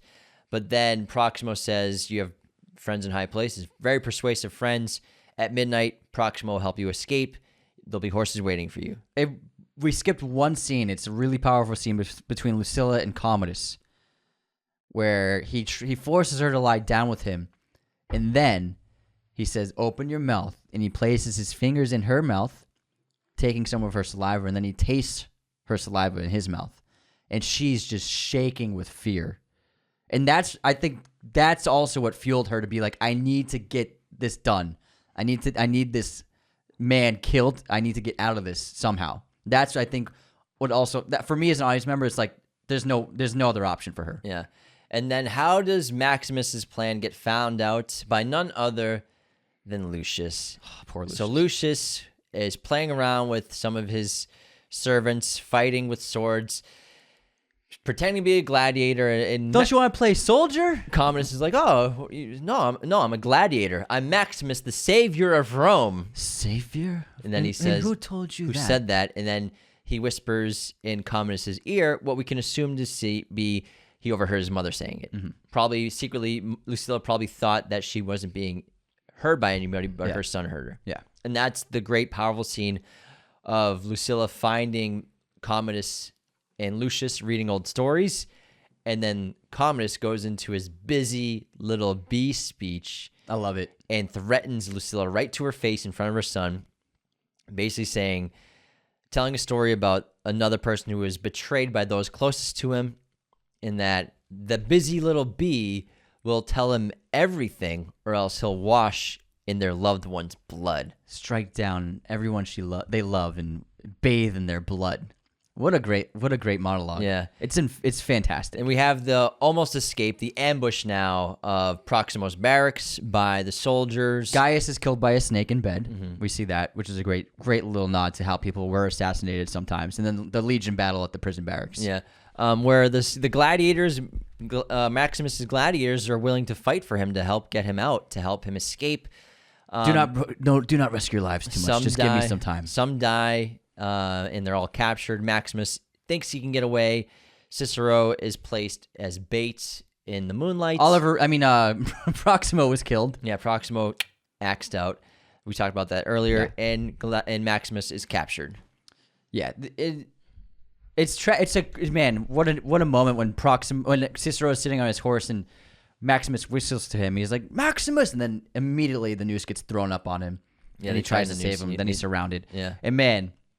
Then we're in like the prisons underneath the arena, underneath the Colosseum. Not yet. Oh no, it's not yet. I think the "Should I Be Merciful" scene is really powerful. Yeah, him and Lucilla. Because now Commodus gets complete control over Lucilla and we have the really powerful dark music That's from the Hans. the dawn in Rome, and it's Yeah. behind Commodus. It's beautiful, and he says, "What should I do? And Should I kill them or should I be merciful?" Yeah. And so, should I be merciful? Basically, what's going to happen is Lucius will stay with me now. If his mother looks at me in a way that displeases me, he will die. If she takes her own life, he will die. And she will love me, provide me with an heir, and my line will rule. My line will rule for 1,000 years. Yeah, the line of Commodus will rule. And also, when I look at the sunset behind Commodus and then he turns the camera, it always reminds me of the sunset in Blade Runner 100%. at the first interview where he tests her. Well, you can see Tyrell in the distance. Yeah, exactly. Yeah, that's it. It's always like the same idea that Ridley Scott and his team. Yeah, did. there are a lot of visuals Yeah. of Blade Runner Yeah. in Gladiator. Maybe people don't realize it, Absolutely. but you can definitely see cinematography and production design comparisons. A lot of the Tyrell Corp stuff. It feels the same, and it's so beautiful. It's so fantastic. And the last 15 minutes of this movie are just Dude, perfect. from here on, it's just like from the start of that Commodus, from the sunrise, it's just like one of the best 20 minutes, one of the best final 20 minutes of a movie ever. And then we go to the prison cells underneath the Colosseum. We see Gracchus is in a cell. We see Juba and Hagen. No, Hagen's dead now. Juba and the other slave gladiators are also behind bars. And Maximus is in. He's tied up to this beam, and Commodus approaches him, and everyone's watching him approach Commodus. And this is where it's incredible dialogue of Commodus and Maximus. And Commodus says, Maximus, they call for you. And he's basically saying, he says the line, the general who became a slave, the slave who became a gladiator, the gladiator who defied an emperor. Striking story. Now the people want to know how the story ends. Only a famous death will do. And what could be more fitting than to challenge the emperor in the great arena? You dare to fight me? What? Do you think I'm afraid? I think you've been afraid your entire life. Unlike Maximus the Invincible, who knows no fear. Death smiles. A man I once knew told me death smiles at us all. All a man can do is smile back. I wonder, did your friend die at his own death? You would know. He was your father. Yeah, it's so good. It's great. It's amazing. And then he stabs him in the back. When I was a kid, I thought the knife was poisoned. Because when I was a kid, for some reason, I would connect the snake story to the knife. And I always thought that it was like a poisoned knife when I was a kid. I just stabbed him in the lung. I know, yeah. Right in the lung, man. Yeah, but yeah, it was just it was a log knife, deep right through his fucking body. So yeah. It's a lethal wound that'll keep you alive for a short period of time. Yeah, he's just slowly bleeding out. Has Quintus hide the wound, conceal the wound, put his armor on, and then they get raised up into the arena with the elevators. And I love this shot because Maximus is like trying to stay standing up, obviously bleeding out, and Commodus has his head raised up to the arena. The sun is shining through the cracks of the floor of the Colosseum, and he feels like a god entering. Rose petals are falling. It's great. It's incredible filmmaking. Yeah. It's like this is my shining moment. Yeah. And then him and Commodus fight. And I like how these scenes, they don't linger too long. You know, him and Commodus before the wound, it doesn't linger. Going up, it doesn't linger. And this fight isn't too long because... And also, before the fight, Ridley Scott was adamant about showing that scene in the encampment in the first act of Commodus sparring with a squad of soldiers. Yeah, to show he's proficient. Yeah, exactly. Ridley Scott wisely put that into the story. And Commodus is obviously a skilled fighter, but he's nothing compared to Maximus. And Maximus, I mean, eventually he starts off losing the fight, but the motivation of not wanting to die, finally you've made it to your goal. He is at death's door. He keeps hallucinating into Elysium. Yeah. You can finally achieve not only revenge, but you can also save Rome, and then you can be victorious in death. Yeah. And it's a really important moment when he disarms Commodus and he yells at Quintus for a sword, and then he yells at his own soldiers for a sword, and Quintus orders his men not to give him a sword. And then Quintus, Sheathe sheathe your swords. And then Commodus pulls out the knife. It's actually the knife he pulls out of his sleeve is the same knife that he stabbed Maximus with. Mm-hmm. So both men were killed by the same blade in this movie. Interesting. And then he immediately he doesn't get the upper hand at all. Maximus takes over, and then he stabs Commodus slowly through the throat. And I love the shot of he's got his arm bound, and the knife, he's just slowly pushing it closer to Commodus, and Commodus is just like flailing an arm, trying to bash Maximus, trying to break him free, and then it just starts slowly inserting it through his neck, and Commodus starts shaking, and it's such a great death. It's the perfect kill because of how personal it is, how slow it is, how close it is, face to face, nose to nose practically, looking into each other's eyes. I think that's why it's such a powerful death. And you can compare it to when Commodus killed Marcus by holding him, embracing him. So Commodus kills his father with an embrace, then Maximus kills him with an embrace. Great fucking correlation, man. Thanks, Holy pal. shit, I didn't ever put that together. Thanks, pal. That was great. It just came to me. That was a good one. Just came to me. Very good. And then he just lets go, and Commodus falls to the ground. And then Maximus is about to die, and he finally delivers his orders: "Free my men. There was once a dream that was Rome, and he wants to see it done." Basically giving Gracchus control. Yeah, exactly. And then he drops to the floor like a heap. And then he's triumphant in death. He enters Elysium. He floats away. Go to them. Lucilla tells him, go to them. And he immediately dies once she tells him to do that. And so beautiful. You know, we've got that great afterlife imagery from Ridley. It's so unique.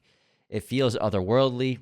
You know, pushing the doors open. His family waving. And, the shot of him, now he's on the wheat fields walking towards his family. Yeah. And his son's running towards him down the path. Yeah. And then Lucilla says to the group, is Rome is worth one good man's death? And then who helped me? And then Gracchus says, who helped me carry him? Yeah. And then everybody, even Lucius, helps carry Maximus's body out of the Colosseum. And Juba ends the film burying his figurines in the dirt of the Colosseum floor. Should have buried a little deeper. It's a movie. You need to have that clean, like, one arm swipe. Yeah, to bury it's great. Yeah. It visually looks great, and it's a great ending because Juba will go reunite with his family, and he will reunite with Maximus, but not yet. Not yet. Wow. And then we get it tracks up, and we see the beautiful, beautiful sun, pink sunset of ancient Rome, the city in the bottom of the frame, and then the most beautiful cloud sky that could be done. And then it fades to black. Mm-hmm. With Lisa Gerrard singing. And oh my God, I get goosebumps. I'm getting goosebumps just thinking about it. Just thinking about it. Now we are free. Oh my God. What a song. What a song and what a film. What a picture. And where does it go from here? Anthony and I will find out in a couple days. We're going to get an early screening for Gladiator 2, but obviously Lucius is the lead in the new film. We obviously know that he is Maximus's son and Lucilla's son, but what happened to him after these events? What happened to Gracchus? Gracchus, the actor's in the sequel. Lucilla's in the sequel. What happened to the power here? Did they try to give the people control, the Republic control? Did someone step in and take control back from the Senate? I can't wait. I'm so curious. And I'm so curious how we have these dual emperors, which historically were real. These two brother emperors, co-emperors. Did their father come in and take power and they're the sons? Are they the sons of Commodus? Who knows? I'm very, very excited about these answers being revealed to us very soon that, the movie didn't need a sequel, but I don't care, man. I'm very excited about it. And there was a pathway to a sequel, and I think that Lucius being the son of Maximus makes the most sense. We're on 13 Saw films, whatever, man. This is the way it's all it is. Good, man. Yeah. As long as Ridley's doing it, I'm seated. I cannot wait. It's going to be a fantastic movie. I'm very excited. Gladiator's a very special movie to both Anthony and I. Some of the most listened to music of my life is Hans Zimmer's Gladiator. Mm-hmm. Plus, I've seen this movie upwards of 20, 30 times. I love it so much. I listen to the music all the time. All the time, man. It's great. What a picture. What a picture. Oh my God. That was way better than our last one. Oh, yeah. Well, that was like 2020, I think. We did that first Gladiator episode. Long fucking time. Whew. I think we were still in those corner wall desks with the curtains behind us. Yeah. Oh my God. Then this won 5 Oscars: Best Picture, Best Actor, Best Visual Effects, Best Sound, and Best Costume Design. It was nominated for 8 other Oscars. Great film. Russell Crowe, he actually later admitted that he didn't feel worthy initially of the praise and for the Oscar win that he got for Gladiator. After seeing the completed film, he felt it was very much a director's film, and the Oscar should have gone to Ridley Scott instead. But he ended up accepting. It's rare that a reserved performance like that would get awarded. It never happens. It rarely happens. Well, it's a really powerful It's role, great. though. Yeah. He's Well, he really captured good. stoicism perfectly. Mm-hmm. I think he deserved it Yeah, I love this film, because it's become so iconic of a character because of him. You know, man. it's the best. It's the best. It's the best stuff, man. And I mean, people were saying that there's going to be a lot of acting nominations for Gladiator 2. Apparently, Denzel's fantastic. Paul Mescal is phenomenal. Of course he's not apparently, of course. No, because he got so much flack from the trailer. People were saying Denzel's playing himself. Denzel doing a Brooklyn accent. What are you It's talking not. about? Watch the new trailer, guys. It's not. This is a highly trained theatrical actor. He's doing. I'm sure. I can't wait to see his performance. I'm sure it's nothing New York. I'm ecstatic. It's gonna be great. I'm ecstatic. All right, well, that wraps our super long episode on Gladiator. Hope this got you all caught up to speed for Gladiator 2, help build some excitement and hype and get you motivated to, have the best time watching the sequel to Gladiator in a couple weeks. Thanks so much for tuning in. Become a patron today at patreon.com/Raiders of the Lost Podcast. Leave those 5-star ratings and reviews on Spotify and Apple, and take care, everybody. See you next time.